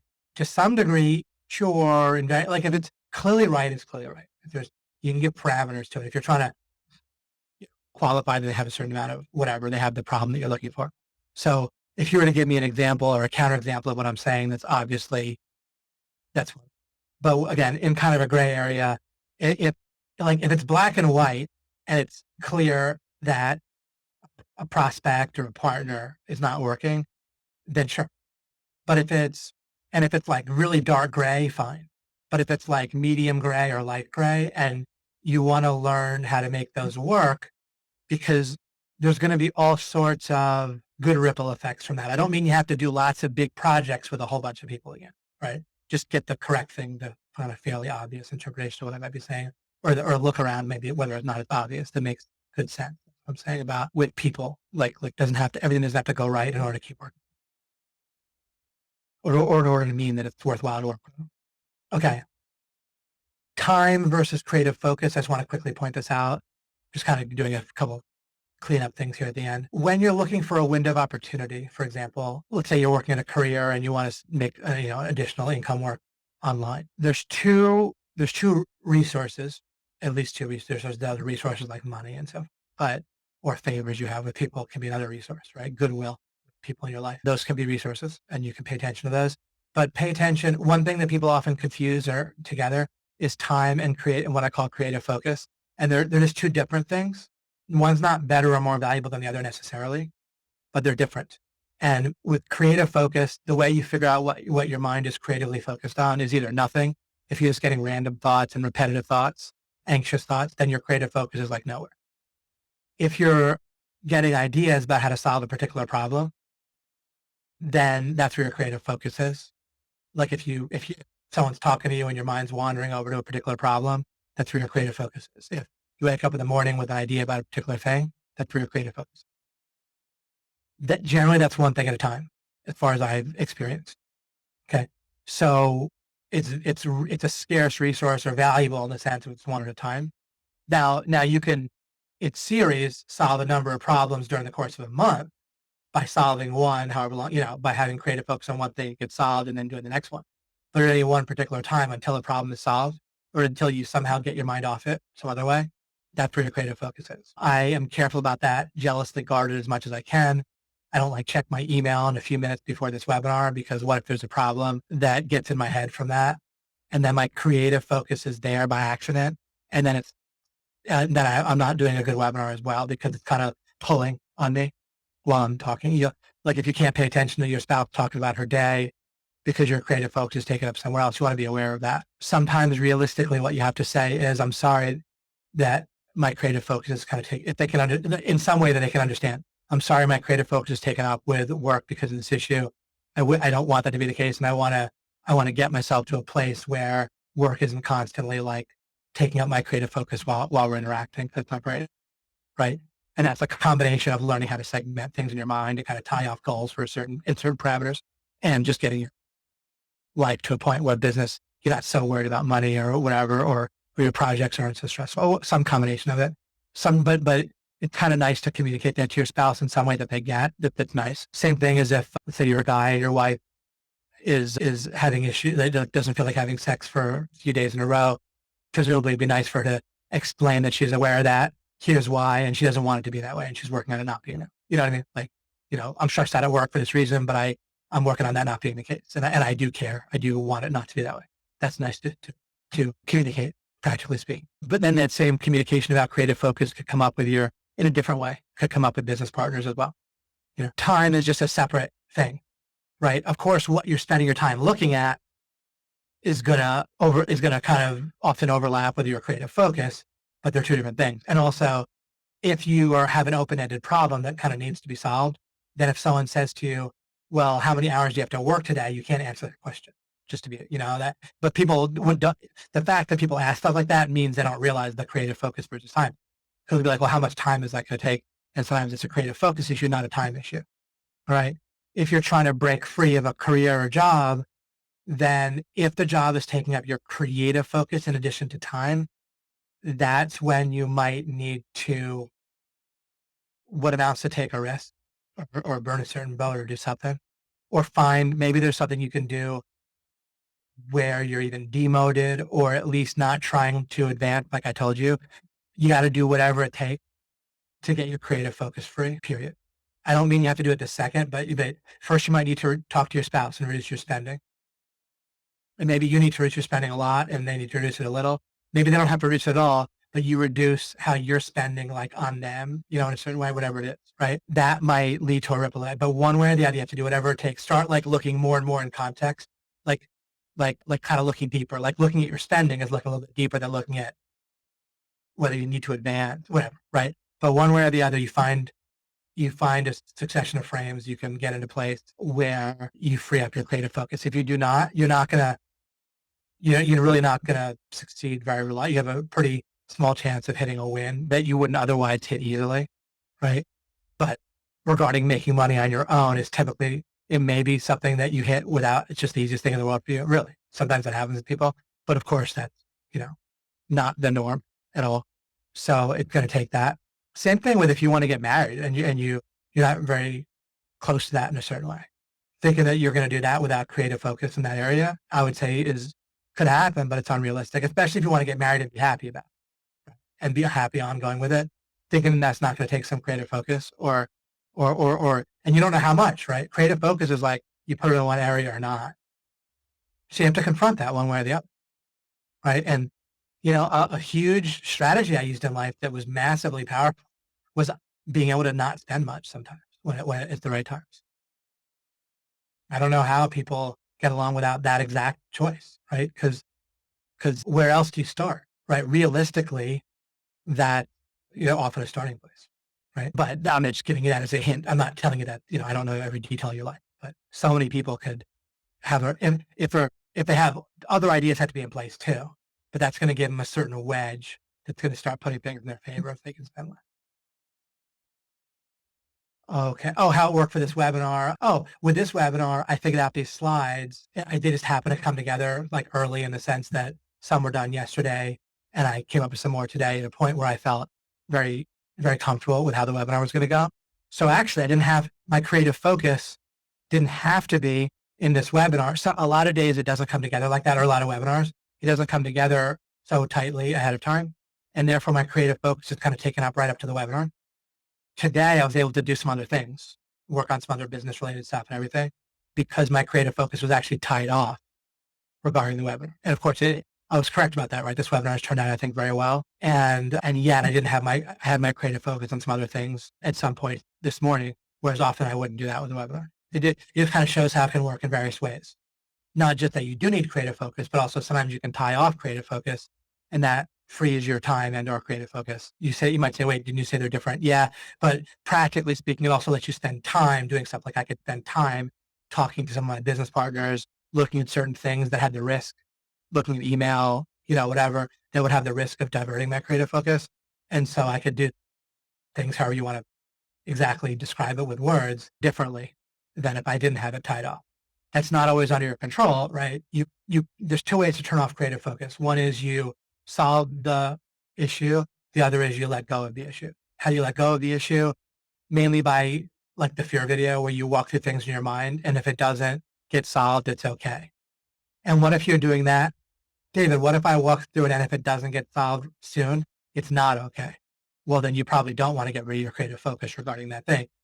Or you compare it, right? Like if there's something that's even greater priority that needs creative focus, then walk through and make it okay. You can literally say, all right, then I'll starve and die and that's okay. But with this other thing, I'll starve and die even worse. So I'm going to put my creative focus there, walk through it. You can literally imagine yourself dying and say that's okay. And it can be helpful. I don't mean like, it had nothing to do with being suicidal, right? It's like, okay, or you can just say, if I, then the client will drop me as a client, or this person is promoting me, they'll drop the promotion and they might tell a couple people, and then I'll figure it out from there. You could just say, right? But you can use the phrase, then I'll figure it out from there. And so you picture it happening, the bad thing happening. Not even, again, I don't say picture the worst case, just picture the reasonable case of not solving that. How's it going to turn out? Reasonable, but something that, presumably you don't want, right? Because it's not solving a problem that you kind of design in your mind, which means it has some impact probably, right? And then say, I'll figure it out from there. Like it's okay, and I'll figure it out. If you need something else to be your creative post because it has even more of an impact in your gut. Okay, great. So that now you'll have that forever, whether or not you remember it from what I said just now. It'll be on this webinar, and you can take notes and so forth. But that's a huge, great heuristic and thing to be aware of in distinction. Okay, I want to clarify something too about what I've said about planning, traveling, vacations, or even taking breaks and so forth. In this case, when I say planned, I mean like schedule. If I schedule a break or a vacation or even an appointment now for tomorrow or 2 weeks from now or whatever, then I'm reducing my flexibility. What I mean is that has a cost. So understand that each and every time you schedule an appointment, whether it's for tomorrow or you schedule a vacation, the cost is not just the time that you're spending on it. It's a cost in reduced flexibility that could be very unhelpful. And it's possible, even likely, that the cost in time of the vacation or the cost in time of a break is totally worth it. There's plenty of times when taking a break is totally helpful, right? But what did I say? What was the first thing I said? Is that be comfortable with not knowing, and don't marginalize what you know, and don't marginalize the value of realizing that later on you'll see more and know more. Okay. So when you plan meetings, vacations, travel, you are kind of acting on the idea that you know more than you know, and that can bite you in the ass. Now, there might be an additional benefit. Sometimes you just have to plan something or schedule it ahead of time, and there's no way around it. But I'm just always aware of the real, I'm not saying I'm omniscient or I see it exactly perfectly, but I think that I estimate the real cost of scheduling stuff a lot higher than people than people normally do, and I think a lot more accurately, and that's why I also do it a hell of a lot less. Okay, so that's what I mean about scheduling. I don't mean taking a vacation as bad. Now, I also pointed out how taking a vacation can also, you want to think how it looks to your partners as well in different directions. I gave kind of a balanced talk about that 2 or 3 or 4 webinars ago, maybe towards the end in the discussion. But there is that too. You have to think about the appearance of it and how you want other people to act. And maybe you do want other people to take vacations so that you all can and you have a culture of it. And maybe you don't, depending on the project, how difficult it is, what the expected return is. So just take it all into account and be smart about the appearance of it or the culture you want to create. And again, both types of cultures are valid, but just think about, right, the bang per buck and everything regarding that.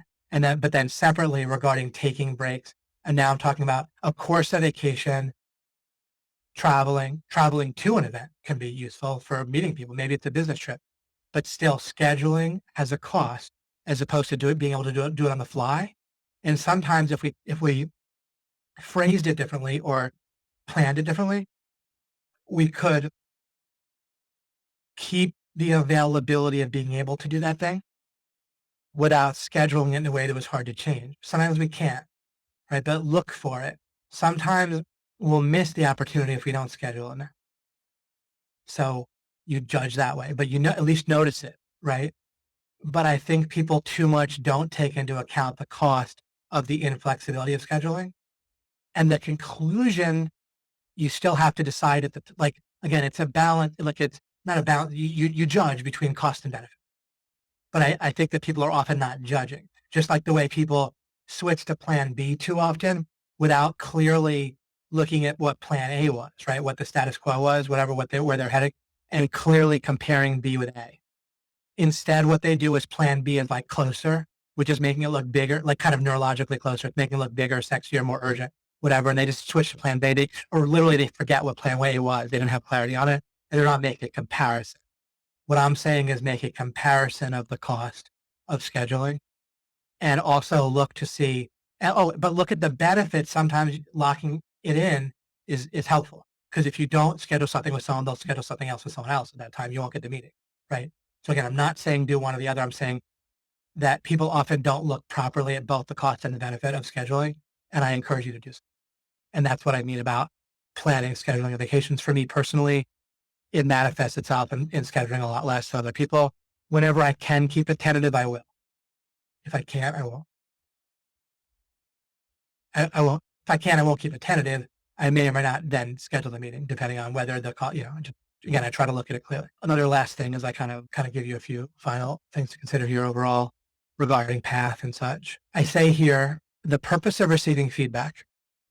So you're going to get feedback like, how does your ad performing? Or you do a sales presentation, or you just walk up to someone and start talking to them, you get feedback on how they respond to you.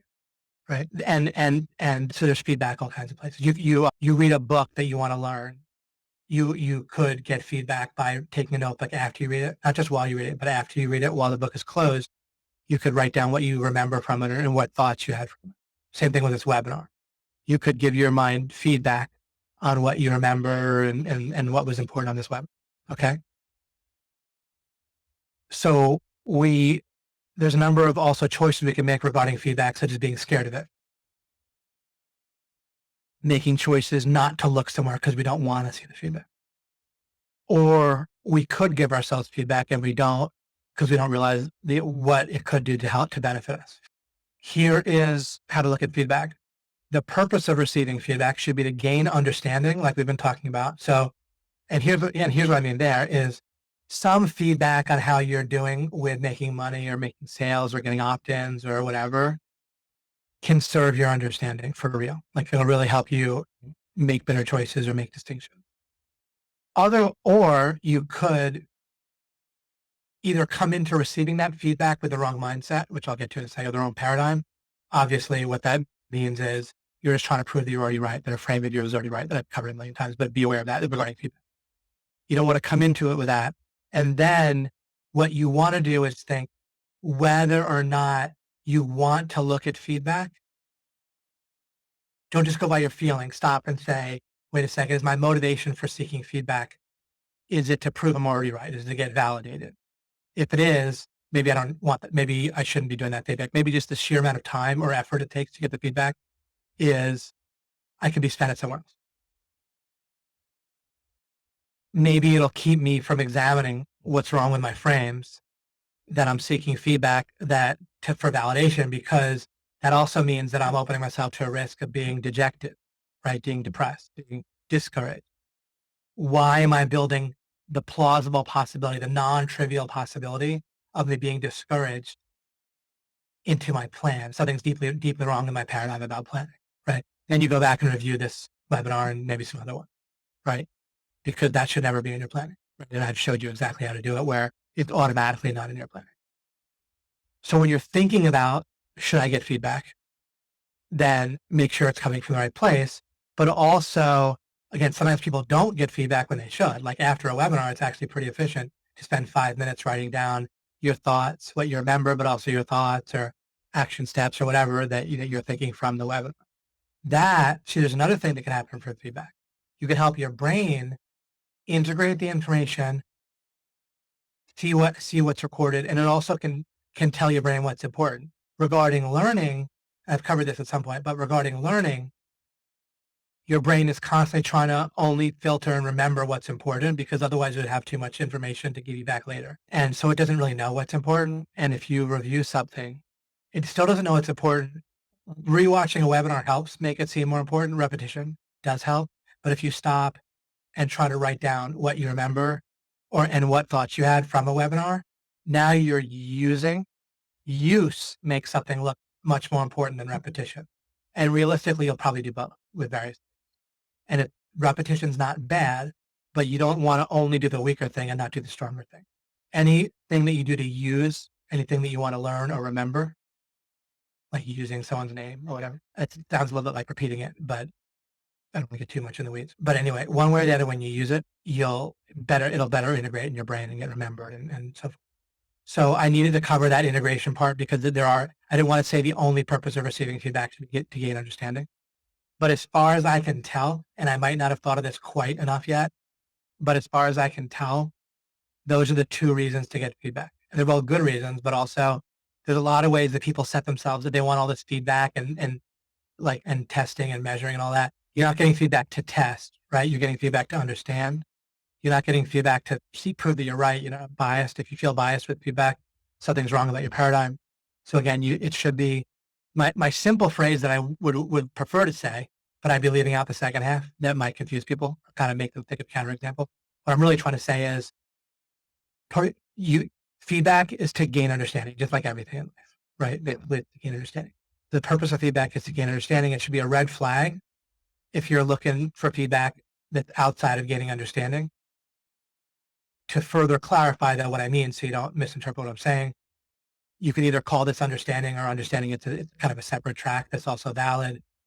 Feedback to your brain to help you show your brain what's important or to help memory and all that is an integration in your brain, which is similar to long-term memory. That's very valid and should be done. If you want so that they get integrated, you need a feedback loop of how well integrated it currently is.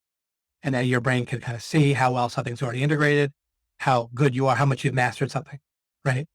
And then the feedback, the need to be already great will block someone from getting that type of feedback, right? You let go of that, then you can easily get the feedback that leads to mastery, right? But what's the feedback can often show is what you have not mastered yet. That's helpful. It'll help your brain master it. Okay.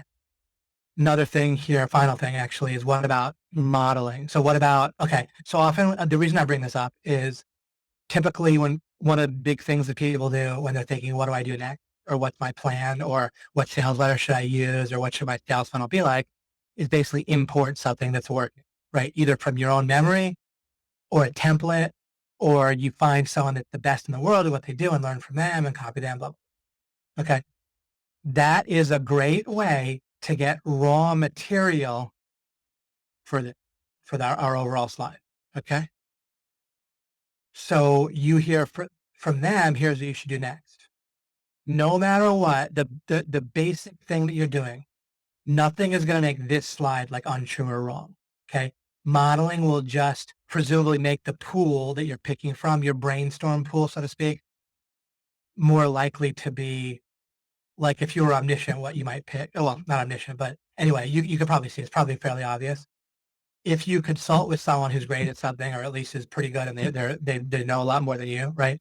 The person who you can realistically find and get information from that also isn't biased toward their own greatness, where they might leave a lot out or give you the kind of a shiny story by accident even, right? Our memory, people think they're talking from memory, but our memory is really constructed, right? I don't want to get too much into that, but memory is way less accurate than people think.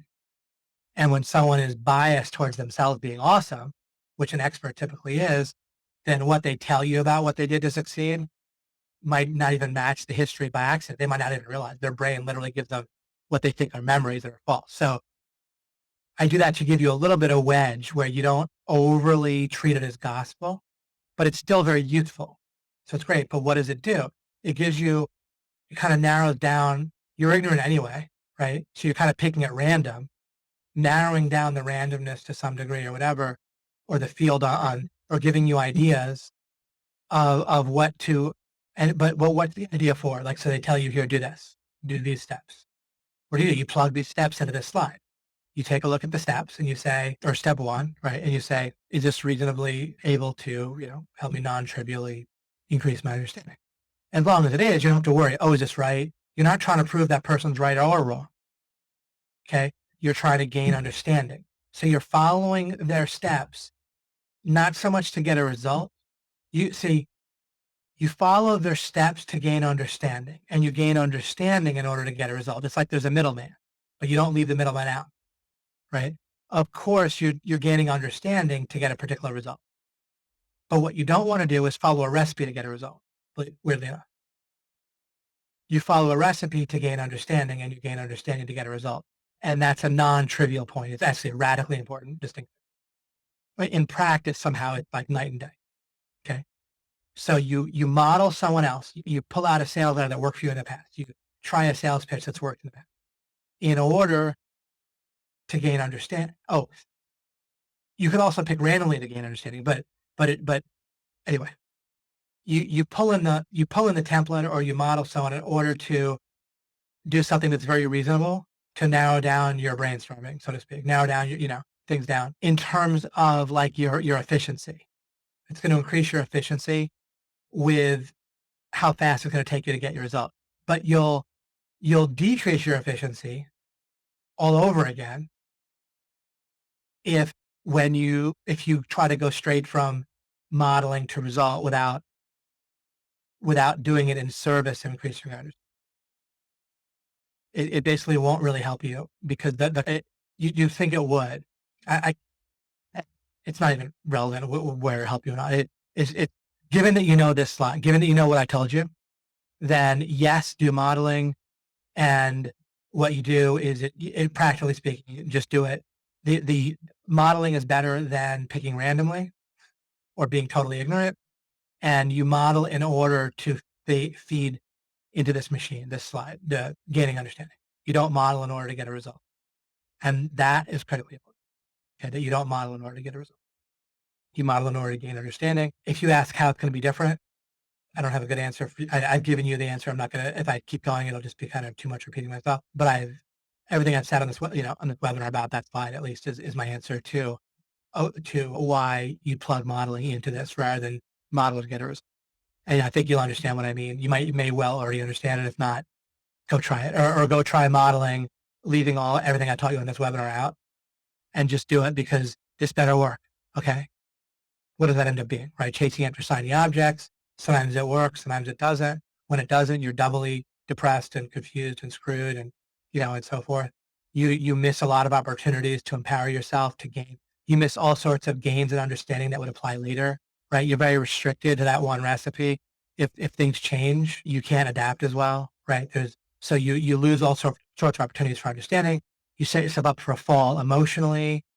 You miss mistakes that you could have caught because that template didn't apply in certain ways, et cetera. Great. All right. Wow. We got through every slide. I think that's maybe a first in history with law of implication when I've had 5 slides to get through them all in one webinar without really rushing too much.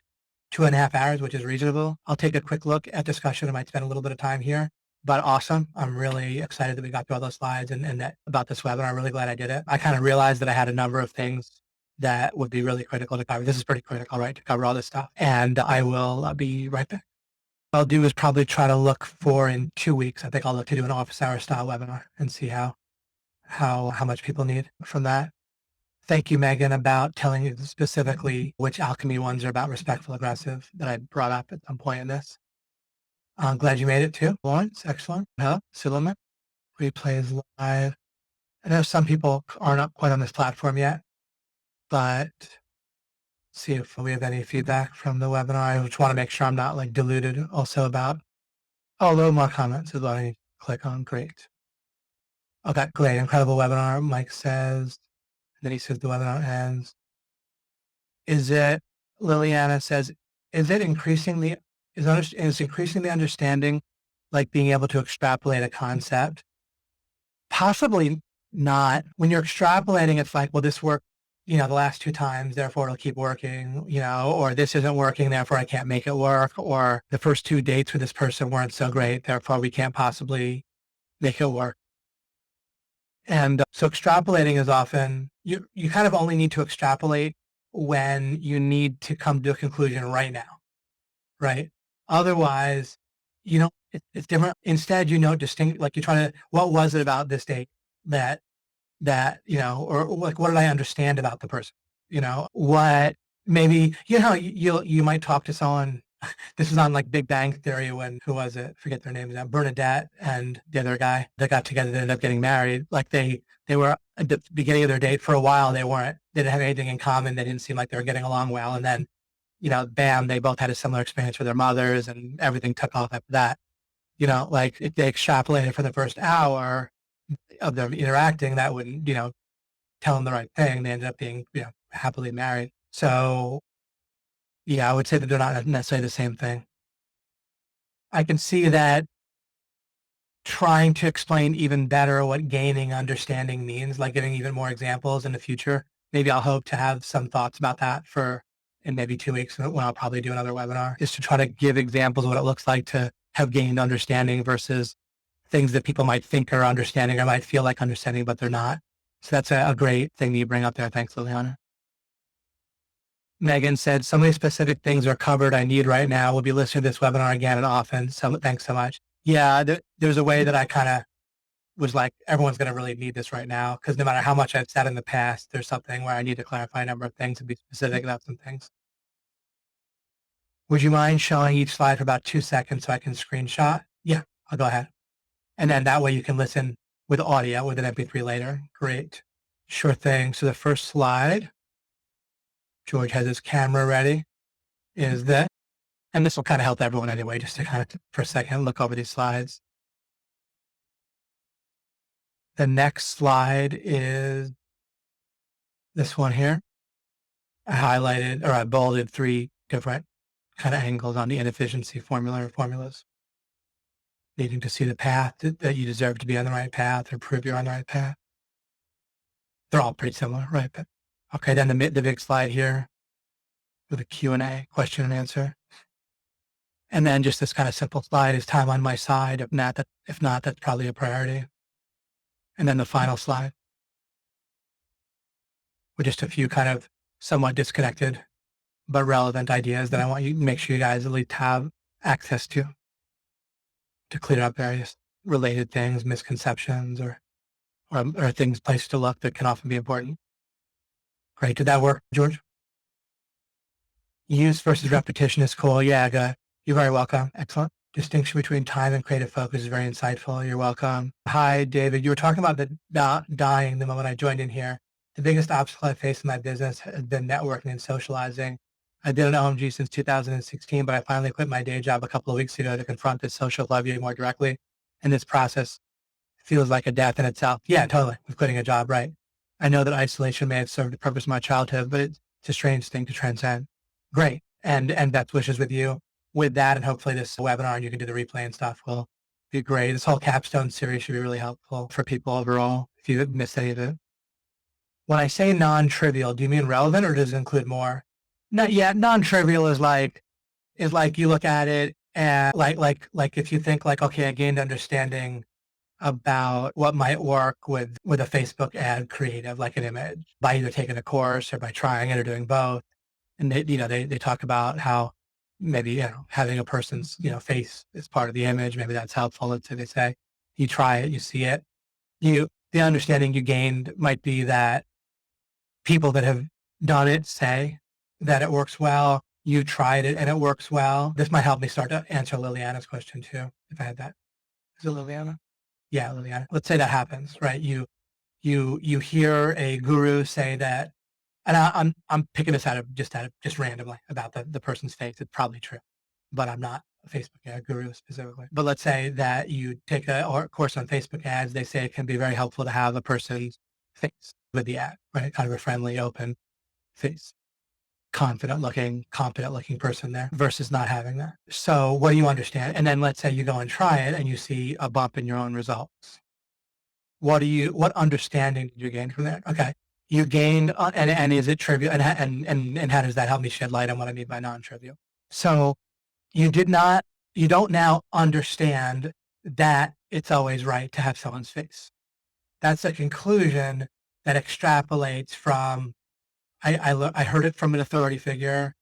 I tried it once or twice, right? That doesn't make something, I don't know it. So you say like, well, if you don't know it, David, what do you understand? Well, I understand that I'm 2 out of 2 with it. I understand that someone who it's reasonable to suppose they've had some real results has also seen good results from this, right? They're probably not making it up. They might be just to have more teaching in their, filler in their course, right? Or they might have heard it from somewhere and they might be actually lying that they've tried it. That happens, right? They just heard it from someone else and they say, oh yeah, I've done this a lot of times, right? But I understand they said it for whatever that's worth. I understand I tried it and it worked. I understand that I didn't have any instances where I tried it and it didn't work, right? You understand those, like those are things you understand. All of those things those are all non-trivial, right? they're reasonable to act on, right? And so forth. Trivial might be like if my grandma who's never run Facebook ads say, says, put a dog in there. Dogs are awesome, right? That might be a trivial amount of understanding that's gained because what do you understand from that? You understand that your grandma who's never run Facebook has said that, whatever. So you can, I don't mean it very deep, but there's like a very clear distinction on what's trivial or not. But by trivial is like if you're looking for something that and it's really, there's really not much basis to it that's relevant. You acting on it doesn't really make a lot of sense. Like trying it might make sense, but whatever. Trivial, just non-trivial, just means kind of some substance to it rather than no substance. Lauren says, needing to already be on the right path is something that keeps creeping up for me, which, like you said, makes me hesitant about receiving proper feedback to gain understanding. Yeah, there's something about this webinar that if you think about it, might have gotten underneath that, possibly. Like it might have gives you another angle at least, where there's a way that when you see, oh, I'm not going to see certain steps until I take a few steps, right? I'm not going to see like parts of the path until I take a few paths, right? And I'm not being like metaphysical here, right? It's pretty obvious, right? You can just see this with anything, right? Where there's plenty of obvious real life examples where you're not going to see what you should do next or what's reasonable to do next until you've traveled a little bit or tried a few things, right? Like until you've talked one-on-one to certain prospects, you won't know whether you should do one type of angle on the sales or another type of angle, right? You need to maybe ask some questions first and find out about them before you know you might have a few different angles you can take prepared and you don't know which one to choose until you've asked them a few questions. Just something, I mean, something pretty much that simple. Once you confront that and once you realize that sometimes you might be lying in bed in the morning and feel like, I don't want to get up or, I'm worried about today. And then you just start, or just like you might think such and such is going to be hard. You ever thought something was going to be hard and then you get started and it's not, right? Once you notice that those things really happen, then it reinforces this fairly simple, but weirdly not counterintuitive intellectually, but counterintuitive with our feelings. Like our brain doesn't seem to take into account very, very much that we'll see more. And the same thing as saying the framework will build, or it's very similar. We'll see more as we travel down the path a little bit. And what I mean by our brain doesn't take that into account is how often do we say such and such is going to be hard? Sometimes we're right, sometimes we're not. We couldn't possibly make a statement like that unless we were assuming that nothing else would reveal itself as we travel the path. And the only thing that made sense was to say, I'm not sure if it'll be hard. Or something along the lines of this in the past has taken a certain amount of time, or I had to wait till I had a breakthrough or whatever, right? But even then, if it was so similar, then you've already had the breakthrough, right? So why is it hard the next time? Sometimes you've done something in the past. So if you have something to compare it to in the past, then you've done it before. And so why would it be as hard the second time as the first time? Things are way easier the second time very often, right? So each and every time any person, right, and it's happening a bazillion times a minute all over the planet, right? This is going to be hard. That's going to be hard. That's all an example of disaffirming or assuming that if you walk the path, you're not going to see more. You see that? So it's a proof. Every instance you can remember of yourself or someone else saying such and such is going to be hard, it's a proof that people are not following the very, in one sense, simple and profound idea that you'll see more as you start walking. There's a way that our brain just does not act on that truth by default consistently. Fascinating though, right? And yet we don't know it. The amazing thing is people will be like in the middle of their life and they'll still not have really noticed in a way that they've acted on it and sort of fixed it or have a red flag for it. They'll, like if you're in your 40s or 20s or whatever, and you say such and such is going to be hard. I'm not saying I haven't been guilty of this either, but think about it. I'm just saying this for myself too. If you say anything ever is going to be hard, maybe there's some extreme way that something obviously is going to be hard, and that's a counterexample. But I think a lot of times in practice, we're acting as if it's just not true that as we start walking, we'll see more, which is crazy. And we don't even have a red flag for it. Right. So now we can have a red flag for it. I think if you start looking for instances where once we started walking, taking steps, we saw more. Right. Obviously, we're going to see that nonstop. And then we can have a more and more integrated red flag for, wait a second, I just said it's going to be hard. I don't have to say it's going to be easy either, well, why don't I just say, okay, I'll get started and then I'll see more. And I'm sure we've all had plenty of experiences where we said something was going to be hard. We were dead sure it was going to be hard. And then in practice, we got started doing it and then we just did it. And it's not that it was easy or hard, but we just started walking and we kept walking and we did. Maybe had to have a little breakthrough here and there, but like having to have a little bit of a breakthrough is not the end of the world either, right? Does that have to be hard? It's just having a breakthrough. It's not hard or easy. It's just, okay, this will take some creative focus. Okay, put some creative focus in. I don't know exactly how long it'll take. And then we figure it out, right? But it wouldn't, we, even looking back, we ourselves might not in many cases say that was actually hard. We might say it was irrelevant whether it was hard or easy. Why would I even use those words, right? So again, I harped on the hard thing as proof that something in our mind constantly thinks and never acts as if walking forward is not going to reveal. Constantly counterintuitive, but presumably we can integrate it more and more. How do you integrate something more and more? Use, not just repeating it in your head, but act on the idea that you'll see more. And this got to relate to faith, right? That Jesus kept on. There's a way that Jesus asserted, again, major historical figure, all kinds of reasons to take Jesus seriously, regardless of our religion. That's what I'm saying. Jesus asserted over and over and over again in various ways that there's one success method, and it amounts to something he referred to as faith, that he tried to give a whole bunch of different illustrations about. And then that's the success formula. Something to do with faith, and gave lots of examples and said that like the surface meaning of what we got was probably going to be wrong. But then that's why he gave a bunch of parables and examples, because we wouldn't understand what he meant. So he's like, the answer is faith. That's a success formula. You're going to misinterpret that. Here's a whole bunch of parables and illustrations, and do your rest. That's in one sense Jesus teaching on success and happiness, right? Those are one of the same, success and happiness. Like they intersect in a way that in practice isn't. They have different meanings, but they're intertwined in kind of a certain way. Great. Oh, George is happy with the practical knowledge that every time a webinar ends unless we erase it right away or didn't record it on purpose. Whatever we recorded is instantly available using the same registration link that looks like it's signing up for the webinar. You can watch the replay that way, in case anyone didn't know. Really powerful and actionable distillation, David. Thank you. Says Brian. Great. And I started talking about this, talking to Lawrence and then Liliana about needing to be on the right path, getting better with that. So I addressed that to some significant degree. Lauren says, I think that's actually part of the problem for me. When I experience once, for example, that my brain felt like I was going to hate doing something, then it gets associated. Right. Then you learn that. See how you can learn all kinds of stuff that's false and counterproductive. That's why one of the ways to understand what I mean by understanding is to distinguish it from learning things that aren't true. And you think, okay, what is a way that I can gain in something I might otherwise call learning or knowledge, but where it's distinct from the process that can lead to learning something not true, like learning you don't like something, learning it's hard, learning a fact or an advertising practice that actually isn't always correct, but that you learn that it always is, but it's not. Okay.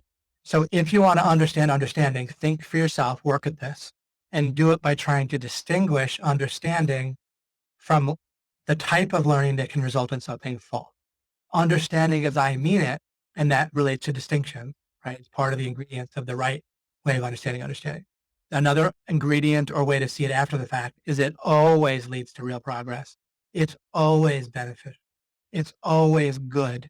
It's the one thing that's, maybe there's other things you could kind of say, but it's at least one thing that's always good. A lot of stuff like money tends to be good. I'm not saying money is half the time bad or anything, but money isn't always just going to make your life better. Various types of things we might associate with success might, on average, make our life better and be totally worthwhile to go after, but not always going to be better. Okay. Having sex with someone, of course, isn't always going to be better for a zillion reasons, right? Even though it might be something that people invest massively into getting, right? And before it happens, we might treat it as like it's definitely going to be better. It has to be better, right? And yet actually the ripple effect can lead to all sorts of issues sometimes, right? I'm not preaching about sex. I'm trying to state something obvious, give an example. So there's a bunch of things that we go after and invest in. They're not always bad. Learning is like, right? Listening to successful people will not always give us only correct things. They'll sometimes say things that are actually just false. Or they'll say something's always true that's only true some of the time.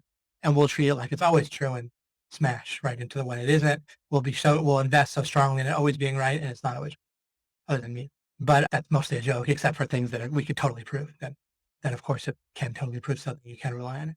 The great thing about understanding, and what hit me like a ton of bricks a while ago, decades ago, is that, wow, understanding is reliable, always good. Of course, understanding about something that can have impact, that's important, right? But distinctions about important things are always going to make your life better. So sure, I can go after things like money, sex, whatever, but the bottom line is, if I go after understanding, even related to those things, I'm always going to come out ahead. And I follow that to, I've gotten better at it, understood it better, but in a sense, I followed that for 2 decades or more, and it worked so much better than what happened previously. And I can't ever find a time when I sought understanding and it backfired, that it would have been better to frame it differently or do something different or whatever. It just constantly works a lot. And of course, that includes taking action, right? But the meta frame with action, planning, thinking, whatever, reflecting on stuff, having the meta frame of seeking understanding in underneath, like kind of supporting my choices and my actions and all that, has constantly, I never can think of a time, including logically or actually, where it hasn't been helpful to make the decision, that helpful, the action and everything. It's just incredibly great. And it's so relevant. Like there's something how, even if money was always good, like whatever, somehow going straight after it constantly backfires in a lot of ways. But going straight after understanding, it doesn't backfire. It just like, it does the opposite of backfiring. It guides us even better. So it guides us better. It's just awesome. So it's like the bottom line success formula. And I'm not contradicting the faith idea. They're just angles in the same thing, right? The way you gain understanding is you're stepping out in faith, you're seeking understanding, and you're okay. How do you gain understanding unless you're okay with not knowing, right? Faith, inherent within the correct idea of faith, is where you're okay with not knowing. A lot of times people use the idea of faith in its direct opposite of where you're not okay with not knowing. So you say, I have faith that such and such is true. They fabricate certainty and call it faith. And faith is the exact opposite. You have the courage to look at something you don't know and say, no, you don't know, and say, I don't know it. But then you also could say, well, I do know this, but you have to figure out how to do that so you don't BS yourself there, but you can.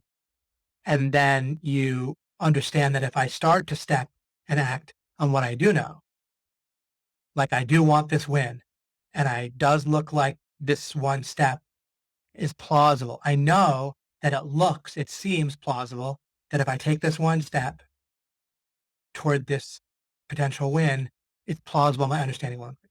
That's it. So you know that. That's an example of something you can know. Instead of like, I know I'm going to do it. I know I could succeed. I know blah, blah. Forget that. You know that. And then you take the step, and then you'll see more, and you'll know more. You won't be able to extrapolate everything off that one step. You won't know it all after that one. You might not know as much as you ideally would know, because you ideally would be omniscient, right? All knowing, right, in a sense. But we're not, and we aren't going to be, as far as I can tell, and we're sure not going to be tomorrow, right? So there you go. Super. Okay, I'll probably just kind of cut things off now because it's been about 3 hours. I'll read what's on here, at least just out loud. Regarding your thought from Eric, your thought not to do something to test, but to succeed. How do we know if we're doing something? Just try to do it. Believe it or not. There's some things where I wouldn't say it that way, but with this, try to not, like if you, and picture that metaphor fitting. Am I trying to see whether this thing fits into something rigid? And does this thing have to be rigid? And the minute you realize that the thing so you're testing Bob, and then you're testing for job opening. The minute you see that job opening is not rigid, then it must be the case that you want to understand Bob. Because think about that. I'm just realizing this as I'm talking. The minute you realize that job opening is flexible, you must be trying to understand Bob to see how to make the job opening flexible to fit Bob, right? You also have to understand Bob to see if Bob can be flexible or can possibly fit into the overall flexibility of the job opening.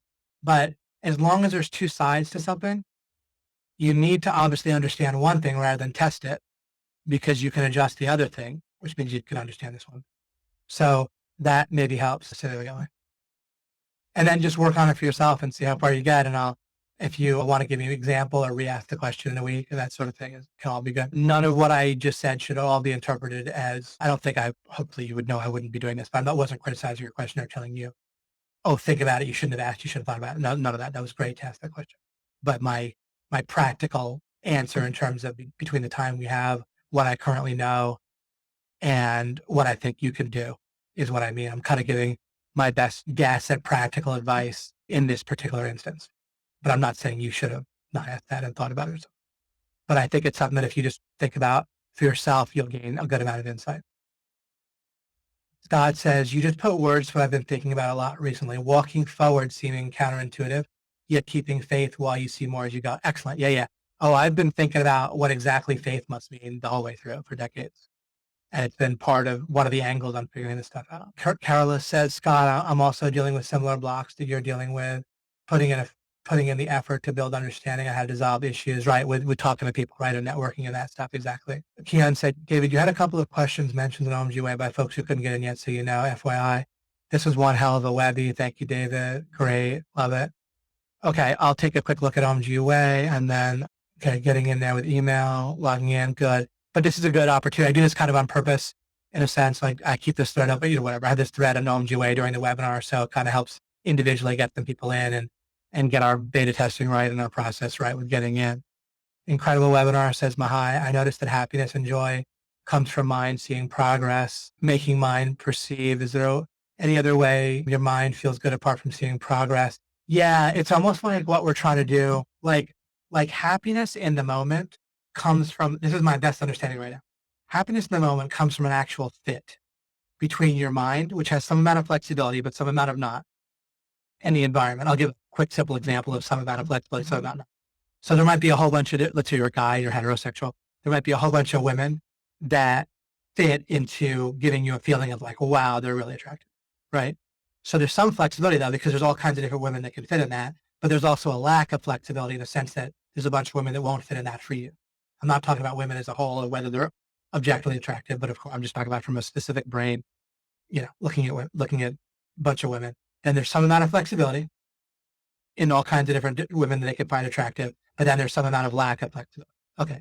So you're going to feel like happy in the moment when there's a fit between, you're going to feel a certain type of thing that's a subset or whatever, what we call happiness, let's say. Okay. One of the things we characterize as happiness or pleasure or niceness or good feeling, right?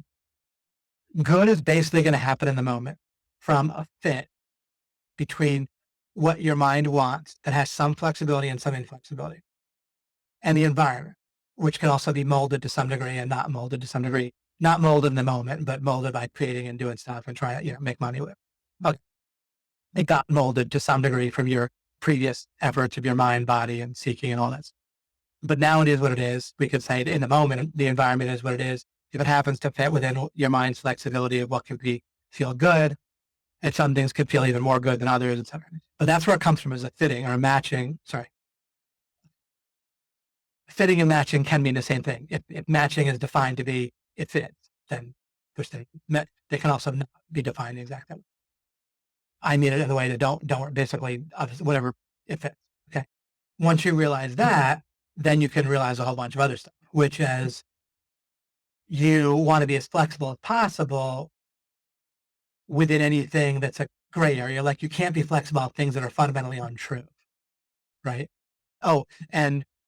Life kind of becomes a game in one sense of trying to have as much good now while setting things up so that logically you can have that fit in the future, right? Because if we think like, okay, I always want to fit between my environment and my mind, that's what's going to make me feel good in the moment. Then we're trying to iron that out so we don't do things now, ideally, that are going to make it more likely we're going to have a lot of bad fits in the future, right? Another type of happiness comes from surveying the whole landscape of how much we think we can fit things in the future, and whatever our perception is, even if it's wrong, if we feel like we're all set for the future or pretty set, or think of a bunch of instances where we'll be happy, good fit in the future, then we'll feel happy for that reason in the moment. That can also, if you think it through even more, that's another example of fitting, just the same iteration, the same thing. That'll be enough on that for now, but it gives you a little bit of thoughts to think for yourself about it and might narrow things down for you. Peter says, what's your take on self-discipline, getting in your comfort zone, pushing yourself? I'll look to address that next time. I touched on it, of course, but I'll see if, given that you asked the question again, I'll see if it's always a question that comes up and it's a great one. It's one that I want to think about anyway, more and relate it to, in light of this new understanding I've been giving you and that I'm also more clear on for myself. I want to address that yet again or more. I gave kind of a bit of a good answer, but maybe a bit of a hand wave to it before when I said motivation and stuff should be irrelevant. There's one interesting truth, which is there's a way that the following is true in a certain way, but there might be interpretations of it that aren't quite right. So again, think for yourself about it, but there's something here to this. By refusing to fight, it's a lot like taking a step and you don't see it until you act on something, or a little bit like getting rid of taxes and then we'll see how things will work without them, right? We might be able to make some guesses beforehand. It's not like we can't see anything, but we'll see more at least about what we'll do without taxes. Same thing with not fighting. When I say self-discipline, I'm a little bit talking about self-discipline in terms of struggle. That's not the only meaning of it, but just so I'm giving you just some point, at least something to think about, something I'll be thinking about. I often refuse to fight unless it's kind of like if there's a gray area, I won't fight. Like if there's some reason why I just for some reason just clearly need to fight at a certain point or struggle or force myself to do something, that I will. Whether or not that's exactly correct, that's how I do it right now. In a gray area, I tend to refuse to struggle and fight, whether it be my own self-discipline, whether it be with my son or whoever, or customer or whatever.